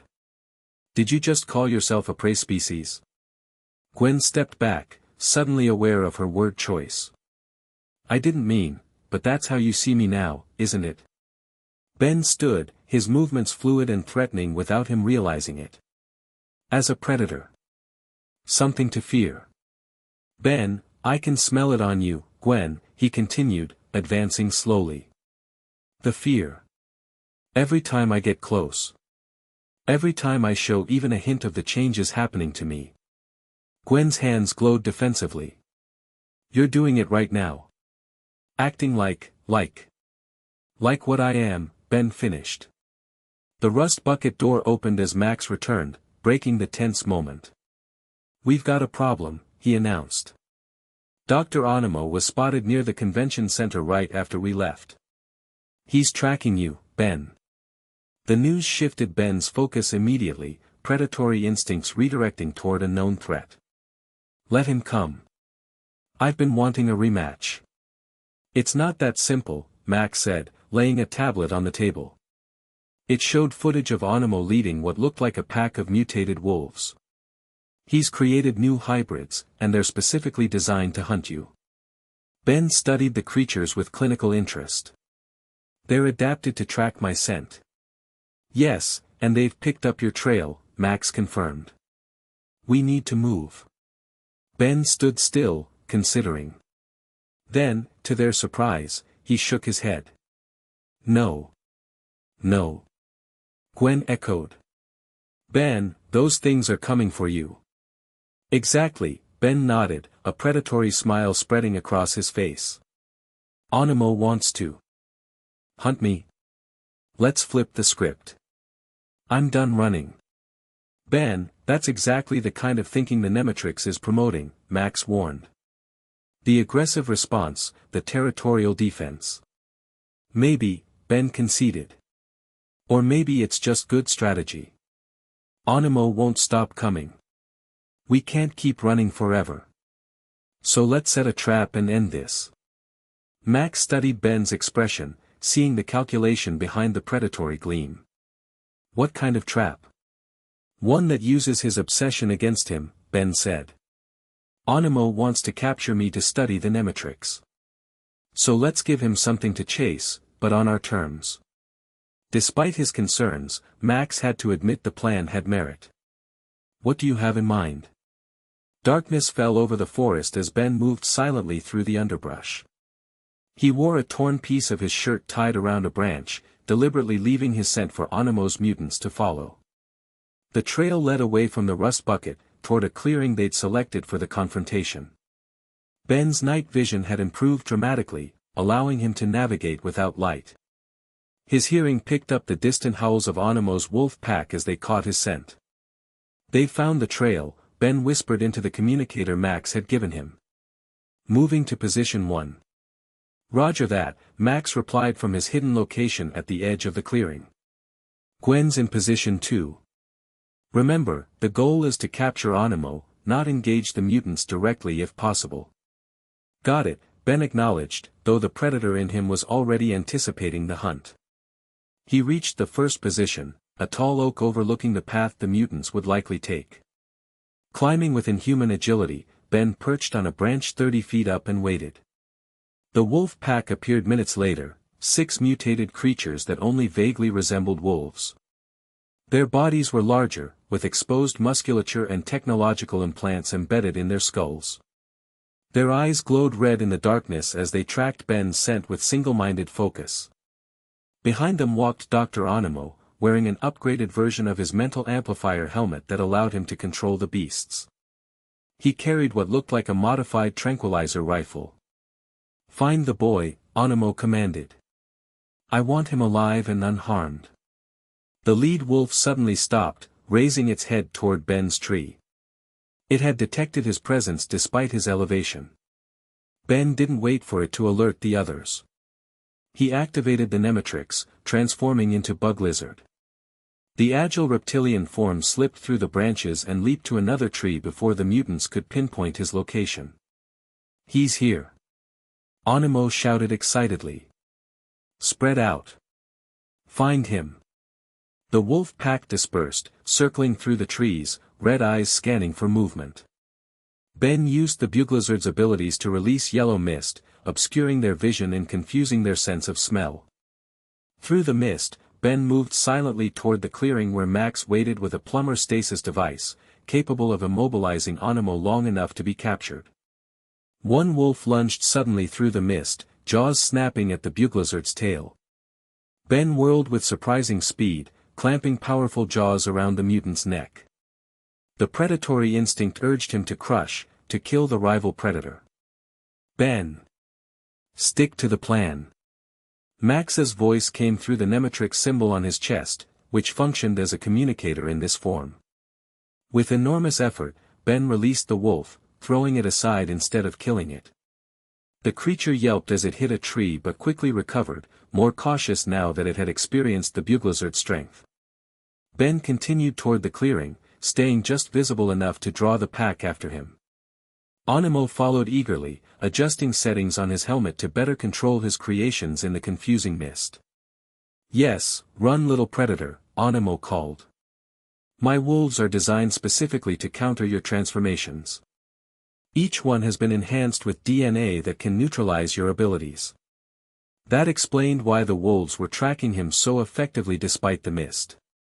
Ben needed to adapt his strategy. As he reached the edge of the clearing, a wolf lunged from his blind spot, biting down on the Buglazard's leg. Pain shot through Ben, but more concerning was the immediate numbness that spread from the wound. The wolf's bite contained some kind of toxin. Ben shook the creature off, but his movements were already slowing. The toxin was designed to paralyze the Nemetrix aliens. "Grandpa, problem," Ben managed to growl through the communicator. "Poison. Can't move right. Fall back to position 2, Max ordered. Gwen, be ready." Ben limped toward the secondary position, but 3 more wolves intercepted him, circling with predatory patience. The numbness was spreading, making the Buglazard's movements clumsy. In desperation, Ben triggered another transformation, changing to Crabdozer. The massive form shook off the toxin's effects temporarily, allowing him to charge through the wolf pack toward the clearing. Animo emerged from the trees, his face lighting up with scientific delight at seeing the Crabdozer form. "Magnificent. Such perfect adaptation. You will make a wonderful addition to my collection, boy." The wolves regrouped, coordinating their attacks with unnatural intelligence guided by Animo's helmet. They harried the Crabdozer from all sides, biting at joints and vulnerable points. Ben roared in pain and frustration, the predatory instincts overwhelming his tactical thinking. He spun and charged, trying to crush the wolves, but they were too quick, too coordinated. More toxin entered his system with each bite. Even the Crabdozer's massive body was slowing, stumbling. "Anytime now, guys," Ben growled through the communicator. "We're in position, but you need to bring Animo closer to the center of the clearing," Max replied. Ben struggled to focus through the growing haze of toxin and predatory rage. He needed to lure Animo, not chase the wolves. With tremendous effort, Ben forced the Crabdozer to appear more affected by the toxin than it was, stumbling dramatically toward the center of the clearing and collapsing. "Ha! My toxin works even on these mighty predator forms." Animo crowed, approaching confidently. "Soon you'll return to human form, and then I'll have both you and the Nemetrix." As Animo reached the center of the clearing, Max emerged from concealment, aiming the stasis device. "It's over, Animo." But Animo merely smiled. "Oh, I don't think so, Tennyson." He pressed a button on his wrist controller, and something large crashed through the trees behind Max. A massive bear mutant, the same one from their previous encounter, but now enhanced with even more technological implants, grabbed Max from behind before he could fire the stasis device. "Grandpa." Ben tried to rise, but the toxin had taken too great a toll. The Crabdozer form was barely responding. "I knew you'd try to trap me," Animo laughed. "So I prepared a little surprise of my own. Now, where's the girl? I know she's here too." Gwen revealed herself then, stepping from the shadows with hands glowing pink. "Let him go, Animo." "Ah, there you are," Animo said pleasantly. "And displaying quite interesting abilities. You'll make a fascinating test subject as well." He adjusted a dial on his helmet, and 2 wolves broke from the pack, charging toward Gwen. She raised her hands, creating a pink barrier that the wolves crashed into. The barrier held, but Gwen's inexperience showed, maintaining it clearly strained her. "Ben, help," she called. The Nemetrix symbol on the Crabdozer's chest was flashing. The toxin was forcing a reversion. Ben fought it, knowing he needed to remain transformed to have any chance against Animo's mutants. The transformation failed anyway, leaving Ben human and vulnerable in the center of the clearing. Perfect timing, Animo said, aiming his tranquilizer rifle at Ben. Now hold still, boy. This won't hurt much. Ben dodged the first dart with speed that surprised even Animo, rolling across the ground and coming up in a predatory crouch. Even in human form, his movements had become increasingly animal-like. The integration progresses even further than I anticipated. Animo observed with scientific delight. You're becoming a hybrid even without transformation. Let them go, Animo, Ben growled, his voice deeper and more threatening than a 10-year-old boy's should be. Your fights with me. Oh, I don't think so, Animo replied. You see, I've observed your protective instincts. Quite remarkable for a boy becoming a predator. And I intend to exploit them. He gestured to the bear mutant, which tightened its grip on Max until he grimaced in pain. Stop! Ben shouted. Surrender yourself and the Nemetrix, Animo demanded, and I'll release your grandfather. Ben glanced at the Nemetrix. It was still recharging, the symbol pulsing slowly as it worked to neutralize the toxin in his system. He couldn't transform yet. Don't do it, Ben, Max grunted through the pain. Gwen's barrier was weakening as the wolves continued to assault it.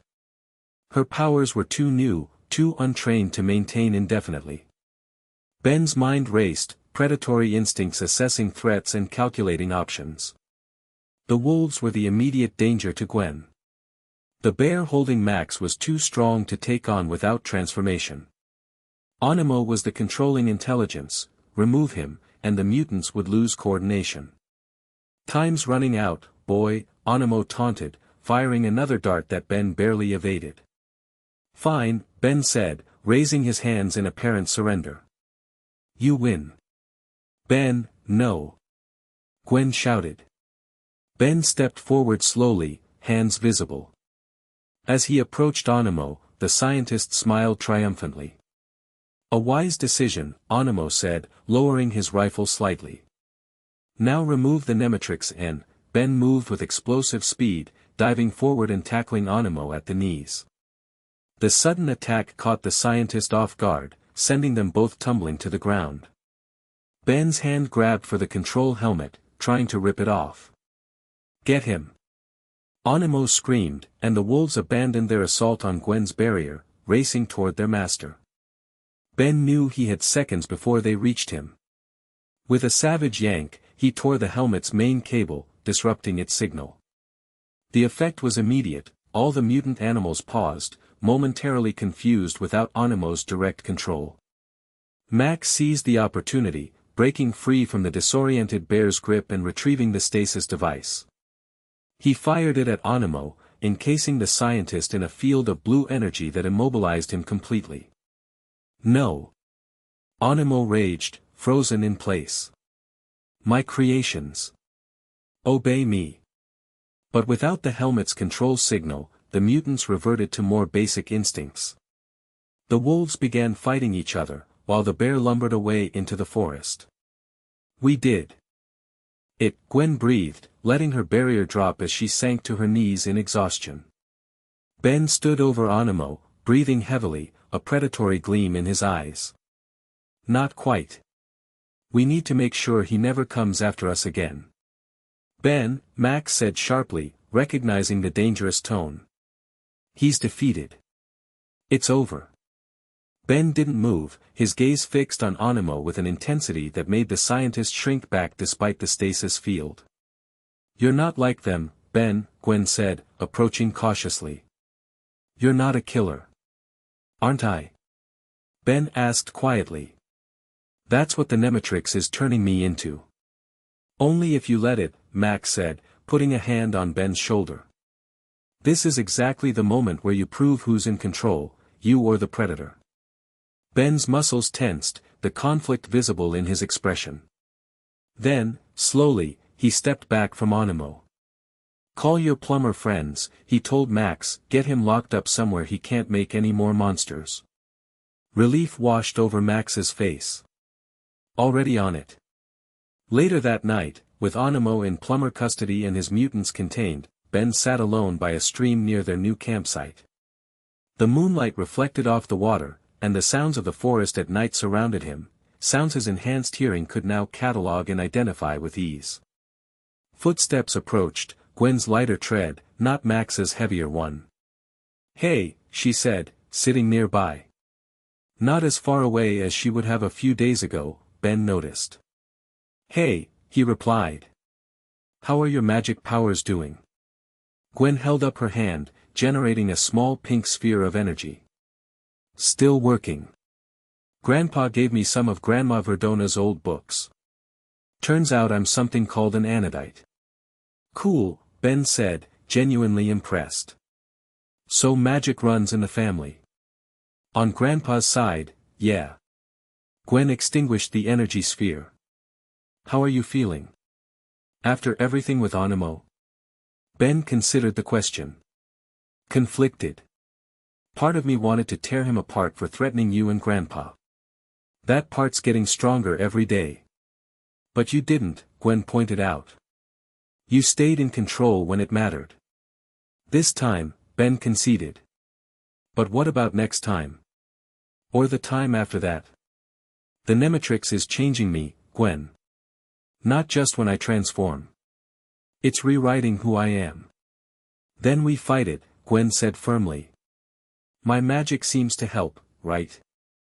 It creates some kind of barrier between you and the predatory instincts. Ben nodded. Yeah, it does. But it's temporary. And you can't be with me 24/7. No, but I can help you practice resistance, Gwen suggested.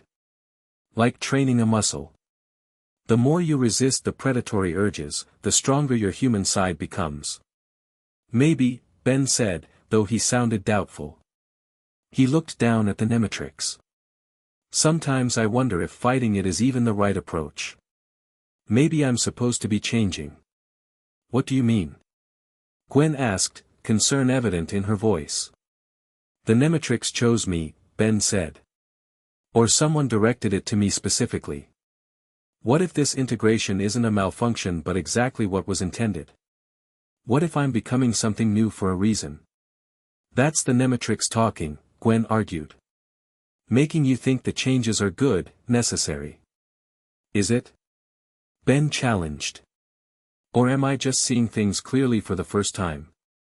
The world is full of predators, Gwen.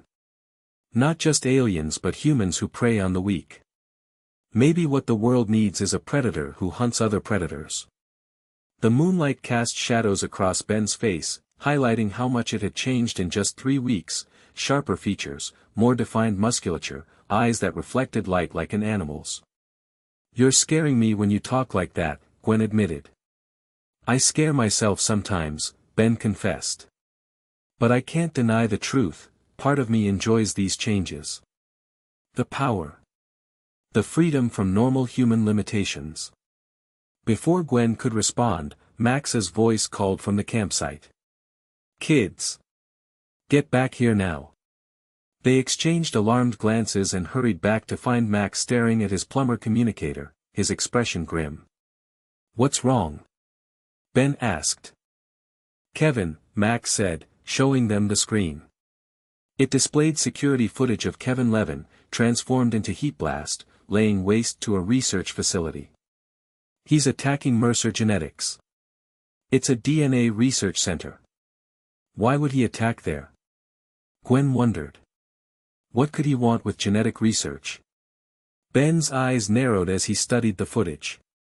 Look at his movements. He's not just destroying randomly. He's targeting specific areas. Max nodded. Good eye. He's after their secure storage facility. They maintain samples of rare genetic material. Including alien DNA? Ben asked. Possibly, Max confirmed. They're one of the few civilian facilities with clearance to study non-terrestrial biological samples under strict plumber supervision. Ben straightened, the predatory focus sharpening his features. He's looking for a way to better control the Omnitrix. Or to enhance its capabilities. We need to stop him, Gwen said. Agreed, Max nodded. But carefully. A direct confrontation between the Omnitrix and Nemetrix could be catastrophic, especially with both of you struggling for control. I won't lose control this time, Ben promised, though the predatory gleam in his eyes suggested otherwise. Mercer Genetics was engulfed in flames when they arrived. Emergency services had established a perimeter, but firefighters couldn't approach due to the intense heat emanating from the building. He's still inside, Ben said confidently. His sense of smell, even through the smoke, detected Kevin's unique scent, a combination of human and the various alien forms he'd taken. How do we get in? Gwen asked, eyeing the flames doubtfully. Ben activated the Nemetrix, scrolling through the predator silhouettes. We need something that can handle extreme heat. Careful, Max warned. After the toxin from Onimo's wolves, the Nemetrix might still be unstable. No choice, Ben said, selecting Crabdozer again. The massive fire-resistant predator was ideal for entering the burning building. The transformation came with the now familiar surge of predatory instincts, but this time Ben was better prepared. He focused on the hunt, tracking Kevin, rather than fighting the predatory nature. Working with it instead of against it. Stay back, he rumbled to Max and Gwen. I'll find Kevin and drive him out. Ben, wait, Max started, but the Crabdozer was already charging toward the burning building, its armored hide impervious to the flames.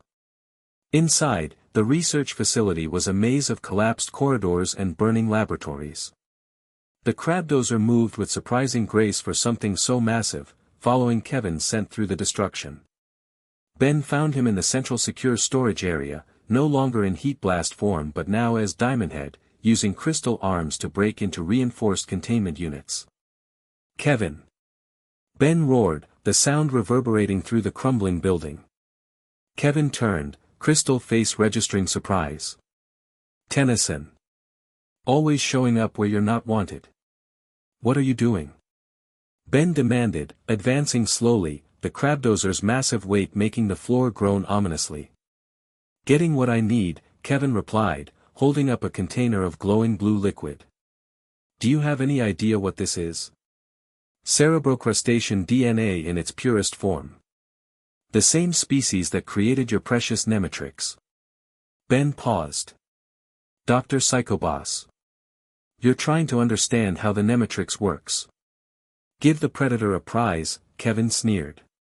With this, I can finally figure out how to stabilize the Omnitrix and stop these random transformations. Maybe even find a way to separate you from the Nemetrix. The devices are bonded to us, Ben growled. You heard what happened when we tried to separate them before. That was before I had this, Kevin held up the container triumphantly. Cerebrocrustacean intelligence combined with the Galvan DNA I already acquired. I'll be able to do what no one else can, master both devices. Ben sensed the danger in Kevin's plan immediately. You don't understand what you're messing with. The Nemetrix and Omnitrix were never meant to be controlled by the same person. Because no one's been smart enough to figure out how, Kevin argued. But I will be. A section of ceiling collapsed nearby, sending flames higher. Kevin transformed into XLR-8 again, the speed alien clutching the stolen DNA samples. Can't stick around for the rest of your lecture, Kevin said. Places to go, experiments to run. Before he could speed away, Ben charged, the Crabdozer's bulk cutting off Kevin's escape route. The collision sent them both crashing through a wall into another lab. Kevin transformed again, this time into 4 arms, meeting strength with strength as he grappled with the massive predator. You just don't know when to quit, do you? Neither do you, Ben growled, the Crabdozer's jaws snapping dangerously close to 4 arms' face. Their battle raged through the burning facility, neither gaining a clear advantage. Ben's predator form was powerful but specialized, while Kevin's ability to switch between alien forms gave him versatility. The building was deteriorating rapidly around them, structural supports giving way as the fire consumed everything. "We need to get out of here," Kevin shouted as a main support beam crashed down between them. "The whole place is coming down." "Not without those samples," Ben insisted, the predator in him refusing to let prey escape with something valuable. Kevin transformed again, this time into Stinkfly. "Your funeral, Tennyson." He flew upward, headed for a broken skylight. Ben realized the crabdozer couldn't pursue. He needed a different predator. Fighting the urge to continue the current transformation, he forced the Nemetrix to switch forms. The change was more painful than usual, switching directly between predator forms without reverting to human first stressed his body tremendously. But necessity drove him. His body contracted and reshaped into Hypnotic, the insectoid predator that hunted necrophrygians. It was the flying form he'd dreamed about earlier. The dragonfly-like predator shot through the air after Stinkfly, iridescent wings buzzing as it pursued its prey through the skylight and into the night sky. "You can fly now too." "Great," Kevin muttered, executing evasive maneuvers. Stinkfly was agile, but Hypnotic was faster, designed specifically to hunt flying prey. Ben caught up to Kevin over the burning facility, the two alien forms grappling mid-air. The stolen DNA containers slipped from Kevin's grasp, plummeting toward the ground. Ben dove after them instinctively, the predator unwilling to lose the prize. He caught the containers just before they hit the ground, landing gracefully despite his insectoid form. Kevin dove after him, transforming into Diamond Head again as he landed. "Hand them over, Tennyson." "You don't understand what you're doing," Ben insisted, the Hypnotic's compound eyes fixed on Kevin. "These devices are changing us both. Can't you feel it?" Kevin hesitated momentarily. "Of course I can feel it. The Omnitrix is making me stronger, smarter." "It's not just making you stronger," Ben said, the Hypnotic's wings creating a hypnotic pattern as they fluttered.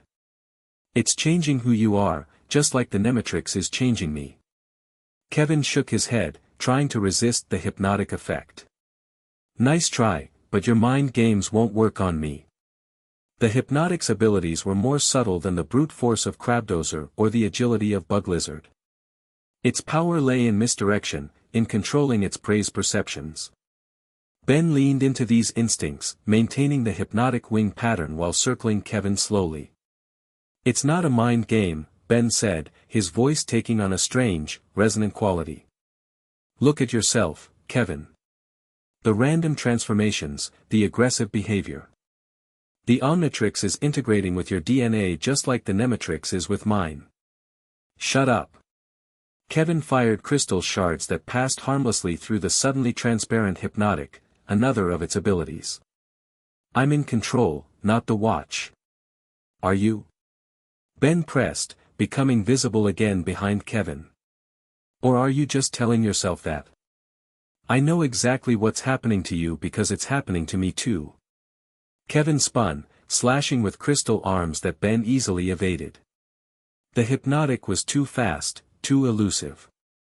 "We're both changing," Ben continued, his compound eyes glowing hypnotically. "Becoming something more than human. The question is, what are we becoming, and why?" Kevin's movements slowed, the hypnotic effect finally taking hold. I just wanted power. To be special. And now we are," Ben said. "But at what cost?" "Your mind. Your humanity."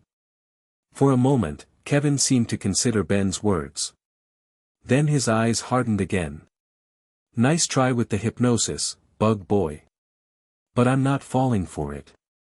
With a sudden burst of effort, Kevin broke free from the hypnotic trance, transforming into Heat Blast again. The fiery alien launched waves of flame that forced Ben to retreat, the Hypnotic being vulnerable to extreme heat. "I'm taking these samples," Kevin declared. "And next time we meet, I'll have mastered the Omnitrix completely. Then I'm coming for the Nemetrix too."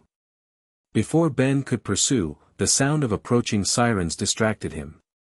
Emergency vehicles were converging on the burning facility. Kevin seized the opportunity, transforming into XLR-8 and snatching the containers from the momentarily distracted Hypnotic. He vanished in a blur of speed, leaving Ben hovering above the burning building. The Nemetrix symbol flashed, and Ben reverted to human form, dropping the last few feet to the ground. The double transformation had drained him significantly. Max and Gwen rushed over, helping him away from the collapsing building. Kevin got away, Ben said grimly. With cerebrocrustation and Galvan DNA samples. That's not good, Max's expression was grave. Those are among the most intelligent species in the galaxy. If Kevin finds a way to access that intelligence, he could figure out how to master the Omnitrix, Gwen finished. Maybe even how to take the Nemetrix from Ben. Ben stared at the burning facility, a strange mix of emotions churning inside him. The predator in him was frustrated at losing prey, but the human part was troubled by something Kevin had said. He's changing too, Ben told them. The Omnitrix is affecting his DNA just like the Nemetrix is affecting mine. But differently. How so? Max asked as they retreated to a safe distance. The Nemetrix is making me more predatory, more instinct-driven, Ben explained. But the Omnitrix seems to be affecting Kevin's mind differently. He's becoming more calculating, more intelligent. Which makes sense, Max nodded. The Omnitrix contains sentient species DNA. The integration would enhance cognitive abilities. Great, Gwen sighed. So Ben's turning into a super predator, and Kevin's turning into an evil genius. Could this get any worse? Actually, yes, Max said, checking his plumber communicator. I'm getting reports of unusual seismic activity 50 miles north of here. And energy readings consistent with Vilgax's technology. Ben and Gwen exchanged alarmed glances. They'd heard Max mention Vilgax before, the alien warlord who had been seeking the Omnitrix for years. So he's finally found us? Ben asked. It appears so, Max confirmed grimly. And if he discovers that both the Omnitrix and Nemetrix are active on Earth, he'll come for both, Ben finished, the predator in him sensing an even greater threat on the horizon. They drove through the night, heading away from the reported seismic activity. Max wanted to put as much distance as possible between them and Vilgax's probable landing site. Ben couldn't sleep, his enhanced senses constantly alert for danger. Every sound outside the rust bucket registered as a potential threat. The encounter with Kevin had left him unsettled in ways he couldn't quite define. You should rest, Gwen said, sitting across from him in the RV's small dining area. You look exhausted. Can't, Ben replied simply. Too wired. Too much happening. Gwen studied him in the dim light. You're different after that fight with Kevin. What happened up there? Ben considered how to explain. When I was hypnotic, I could sense things about Kevin. Not just physically, but deeper. The Omnitrix is changing him fundamentally, just like the Nemetrix is changing me. Into what? Gwen asked. I'm not sure, Ben admitted. But I think the devices are pushing us towards some kind of balance. Opposite ends of a spectrum. Predator and prey. Gwen suggested. Ben shook his head. No. More like instinct and intellect. Primal force and calculated thought. Two sides of the same evolutionary coin. Gwen raised an eyebrow. That's pretty philosophical for you, Ben. Yeah, well, becoming part alien predator changes your perspective, Ben said with a wry smile that displayed slightly sharper canines. From the driver's seat, Max spoke up. Ben's not wrong. The Nemetrix and Omnitrix were created as complementary systems. It makes sense they'd push their users toward complementary states. But why? Gwen pressed. What's the point of turning Ben into a super predator and Kevin into some kind of super genius? I've been thinking about that, Ben said. What if they're preparing us? For what? Gwen asked. War, Max answered before Ben could, his voice solemn. Vilgax isn't the only threat out there. The galaxy is full of dangers, and Earth is largely defenseless against them. So someone sends 2 devices to Earth, each bonding to a human, Ben continued. Creating 2 different types of defenders. It's a theory, Max acknowledged. But it doesn't explain who redirected the Nemetrix to you instead of the Omnitrix. They fell silent, each contemplating the implications. The rust bucket continued through the night, headlights cutting through the darkness. The silence was shattered by a massive explosion ahead, a fireball lighting up the night sky. Max slammed on the brakes as debris rained down on the road. What was that? Gwen gasped. Ben was already at the door, his enhanced senses detecting movement in the darkness beyond. Something big. And it's coming this way. Before Max could stop him, Ben was outside, the Nemetrix activating as he leaped from the rust bucket.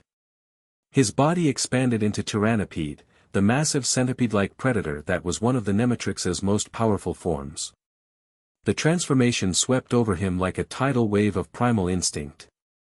The Tyrannopede's consciousness was overwhelming, but Ben had grown stronger in his resistance.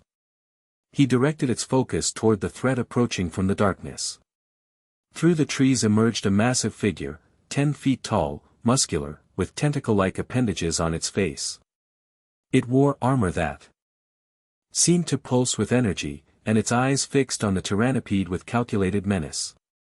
The Nemetrix, the figure spoke, its voice deep and threatening. So the rumors were true. Both devices are here on this backwater planet. The Tyrannopede hissed, instinctively recognizing a dangerous rival predator. Ben struggled to maintain enough human consciousness to analyze the situation. This must be Vilgax, the alien warlord Max had warned them about. Ben, get back. Max shouted, emerging from the rust bucket with what looked like a much larger plumber weapon. That's Vilgax. You can't take him alone. The warning came too late. The Tyrannopede's predatory instincts had already classified Vilgax as a threat to its territory, and Ben was still too integrated with the form to override the attack response completely. The massive predator charged, its armored segments undulating as it closed the distance to Vilgax with surprising speed.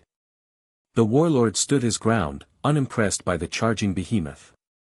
Just as the Tyrannopede was about to strike, Vilgax moved with blinding speed, grabbing the predator's head section and stopping its momentum completely. The display of raw strength was shocking.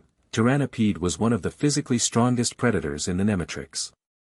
Impressive form, Vilgax commented, studying the struggling predator. But poorly controlled. The human host is still fighting the predatory instincts. With a casual flick of his arm, Vilgax threw the Tyrannopede aside like it weighed nothing. Ben crashed through several trees before regaining his footing, the predator's rage building at being so easily dismissed. Max fired his weapon, unleashing a blast of energy that struck Vilgax directly. The warlord merely braced himself, absorbing the impact with barely a step backward. Max Tennyson, Vilgax said, turning toward the plumber. I should have known you'd be involved. Always protecting this worthless planet. Stay away from my grandchildren, Vilgax, Max warned, adjusting settings on his weapon for another shot. Vilgax laughed, a sound like grinding metal. Grandchildren? So the Nemetrix bearer is your kin? How convenient. That explains why a mere human has survived the integration process this long. The Tyrannopede charged again, this time more strategically. Ben had regained enough control to direct its attacks with purpose rather than blind rage. The massive predator circled Vilgax at surprising speed, firing webbing from specialized glands to immobilize the warlord. Vilgax slashed through the webbing with gauntlet claws, but the distraction allowed Max to fire again, this time hitting a vulnerable joint in Vilgax's armor. The warlord grunted in actual pain, turning his attention back to Max. Enough of this. He pressed a control on his gauntlet, and a shockwave of energy pulsed outward, knocking everyone back. The Tyrannopede skidded across the ground, temporarily stunned.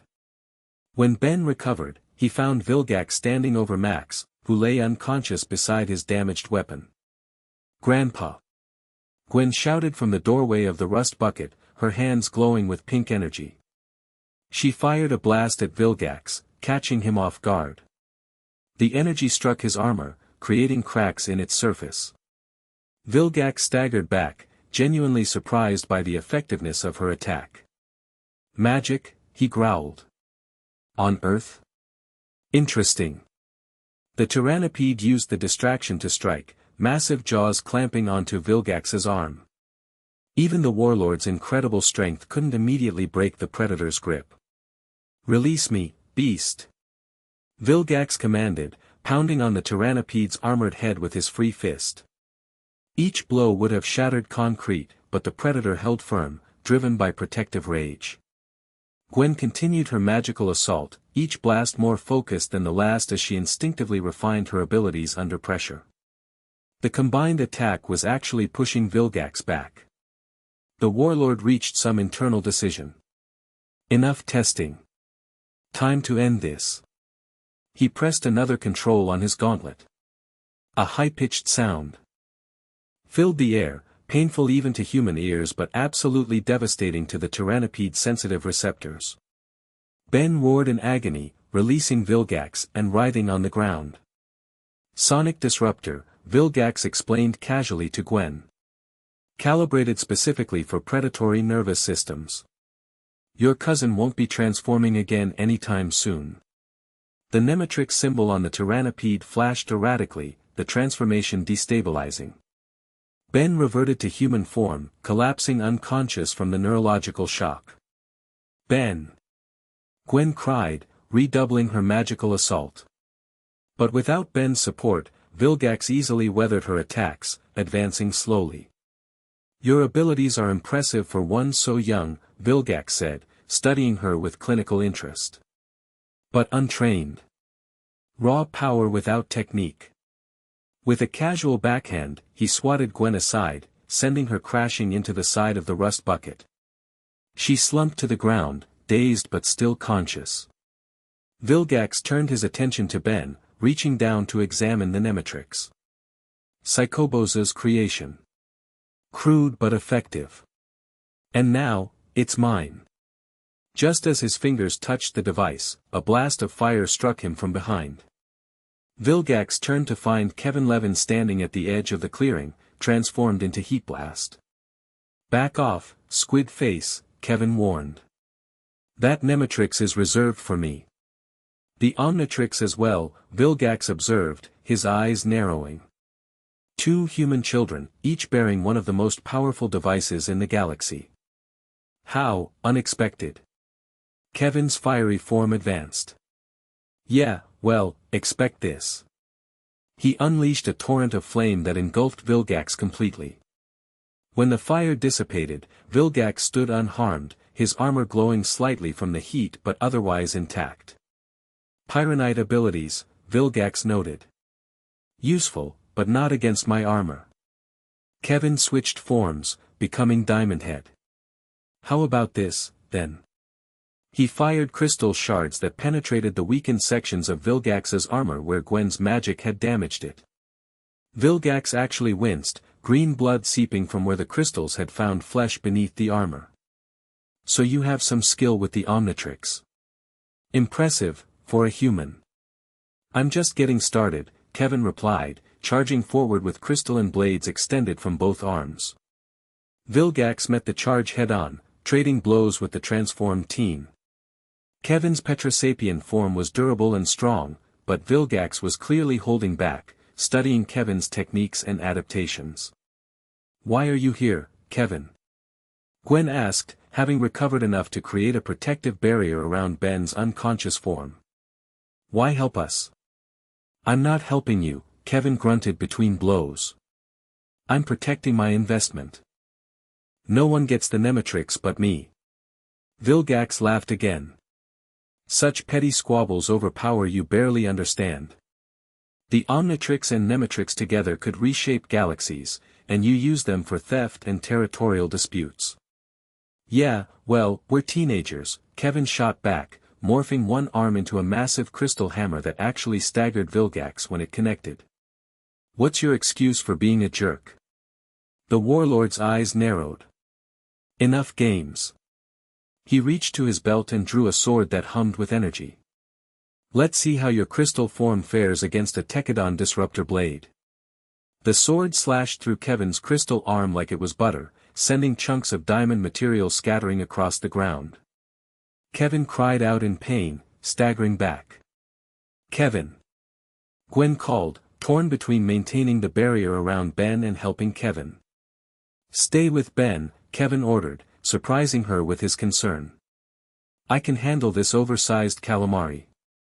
He transformed again, this time into XLR-8, circling Vilgax at super speed, striking from multiple angles too quickly for the eye to follow.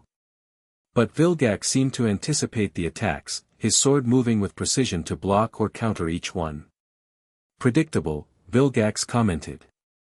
"The Omnitrix responds to your subconscious desires, but your tactical thinking is rudimentary." "Rudimentary this." Kevin transformed mid-strike into 4 arms, catching Vilgax with a devastating punch that actually sent the warlord flying backward. Vilgax recovered quickly, his sword slashing in a wide arc that 4 arms barely dodged. "Better," Vilgax acknowledged. "But still not enough." The battle continued, Kevin cycling through alien forms with increasing speed and coordination.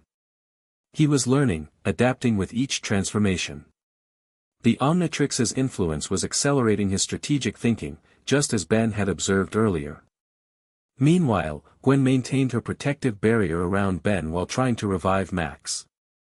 Her magic seemed to respond to her desperate need, flowing more naturally now. Ben stirred within the protective bubble, his enhanced physiology recovering faster than a normal human's would. His eyes opened, immediately assessing the situation with predatory sharpness. "Kevin," he mumbled, surprised to see his rival battling Vilgax. "He showed up right after you got knocked out," Gwen explained hurriedly. "He's been keeping Vilgax busy." Ben watched Kevin's battle with new perspective. Despite his claims of self-interest, Kevin was putting himself at tremendous risk against a clearly superior opponent. "We need to help him," Ben decided, checking the Nemetrix. It was still in reboot mode after Vilgax's sonic attack, the symbol pulsing slowly as it recovered. "You can't transform yet," Gwen warned. "Don't need to," Ben replied, his voice taking on that deeper, predatory quality again. "Vilgax isn't the only one who's been changing." Before Gwen could stop him, Ben slipped through her barrier and approached the battle, moving with a fluid grace that was decidedly inhuman even without transformation. "Ben, no!" Gwen called after him. Vilgax had gained the upper hand, Kevin's 4 arms form bleeding from multiple wounds inflicted by the energy sword. The warlord had Kevin pinned against a tree, sword raised for a finishing blow. "Your potential is wasted, child," Vilgax told Kevin. "With proper guidance, the Omnitrix could have made you formidable. Now, it will serve a greater purpose, in my hands." "Hey ugly!" Ben shouted, distracting Vilgax. "Forgetting someone?" Vilgax turned, surprised to see Ben conscious and approaching fearlessly despite being in human form. "The Nemetrix bearer. Awake already? Your physiology is more altered than I anticipated." "You have no idea," Ben replied, continuing his advance. His movements had changed completely, predatory, calculating, without an ounce of human hesitation or fear. Vilgax laughed. "You think to challenge me without transformation? Your integration with the Nemetrix has clearly affected your mind as well as your body." "Integration works both ways," Ben said cryptically. As he spoke, his eyes seemed to change, becoming more reflective, more animalistic. "The predator's instincts flow into me, but my human mind flows into them too." Vilgax raised his sword, unimpressed. "Whatever enhancements the Nemetrix has granted your human form, they are nothing compared to my strength." The warlord swung his blade in a devastating arc aimed at Ben's head. But Ben wasn't there anymore, moving with impossible speed, he ducked under the blade and inside Vilgax's reach. What happened next astonished everyone, including Ben himself. Though still in human form, he struck with strength and precision that was anything but human. His fingers curved like claws, finding the gaps in Vilgax's armor that Gwen's magic and Kevin's attacks had created. Vilgax roared in pain, swinging wildly to dislodge the boy. But Ben clung to him with inhuman tenacity, striking pressure points and vulnerable spots with uncanny accuracy, knowledge gleaned from the predatory instincts now permanently integrated into his mind. Impossible. Vilgax gasped as Ben's fingers found a nerve cluster in his neck that momentarily paralyzed his right arm. The energy sword fell from suddenly nerveless fingers. Kevin recovered enough to rejoin the fight, transforming into Diamond Head again and firing crystal shards at Vilgax's exposed back. Gwen added her magic, pink energy binding the warlord's legs. For a moment, the combined assault actually staggered Vilgax. But the warlord was far from defeated. With a roar of fury, he activated his gauntlet again, sending out an energy pulse that knocked everyone back. Enough! Vilgax bellowed, his composure cracking for the first time. I came to test the rumors of the device's presence on Earth. Test completed. Next time, I return with a fleet, and this planet burns. Before anyone could stop him, Vilgax pressed another control on his gauntlet. A beam of light shot down from the sky, engulfing him in a teleportation field. Seconds later, he was gone. The forest fell silent except for their heavy breathing. Ben, Kevin, and Gwen looked at each other, momentarily united by the shared threat. So, that's Vilgax, Kevin said, reverting to human form and clutching his wounded side. Charming guy. He'll be back, Ben said grimly, his voice still carrying that predatory edge even as his stance gradually returned to something more human. And next time, he won't be testing us. He'll be hunting us. Kevin nodded, his expression unusually serious. Yeah, I got that impression too. He glanced at the Omnitrix, which seemed to pulse in sync with the Nemetrix on Ben's wrist. Looks like we've got a problem. Gwen questioned, helping Max to his feet as he finally regained consciousness. Since when are you part of we? Kevin shrugged, wincing at the movement. Since Squidface decided both our watches are on his shopping list. Enemy of my enemy and all that. Ben studied Kevin with predatory assessment, noticing subtle changes in his rival's demeanor, posture, even speech patterns.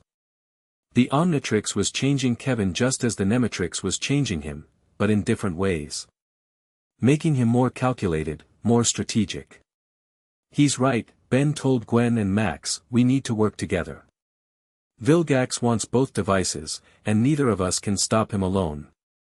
Max looked between the two boys, his expression troubled.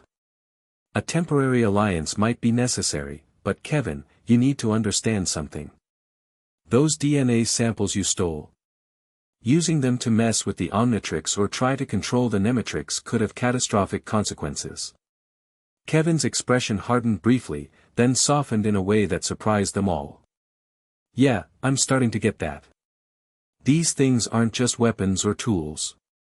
They're alive, somehow. Evolving. With us, Ben added. They're changing to suit us, and we're changing to suit them.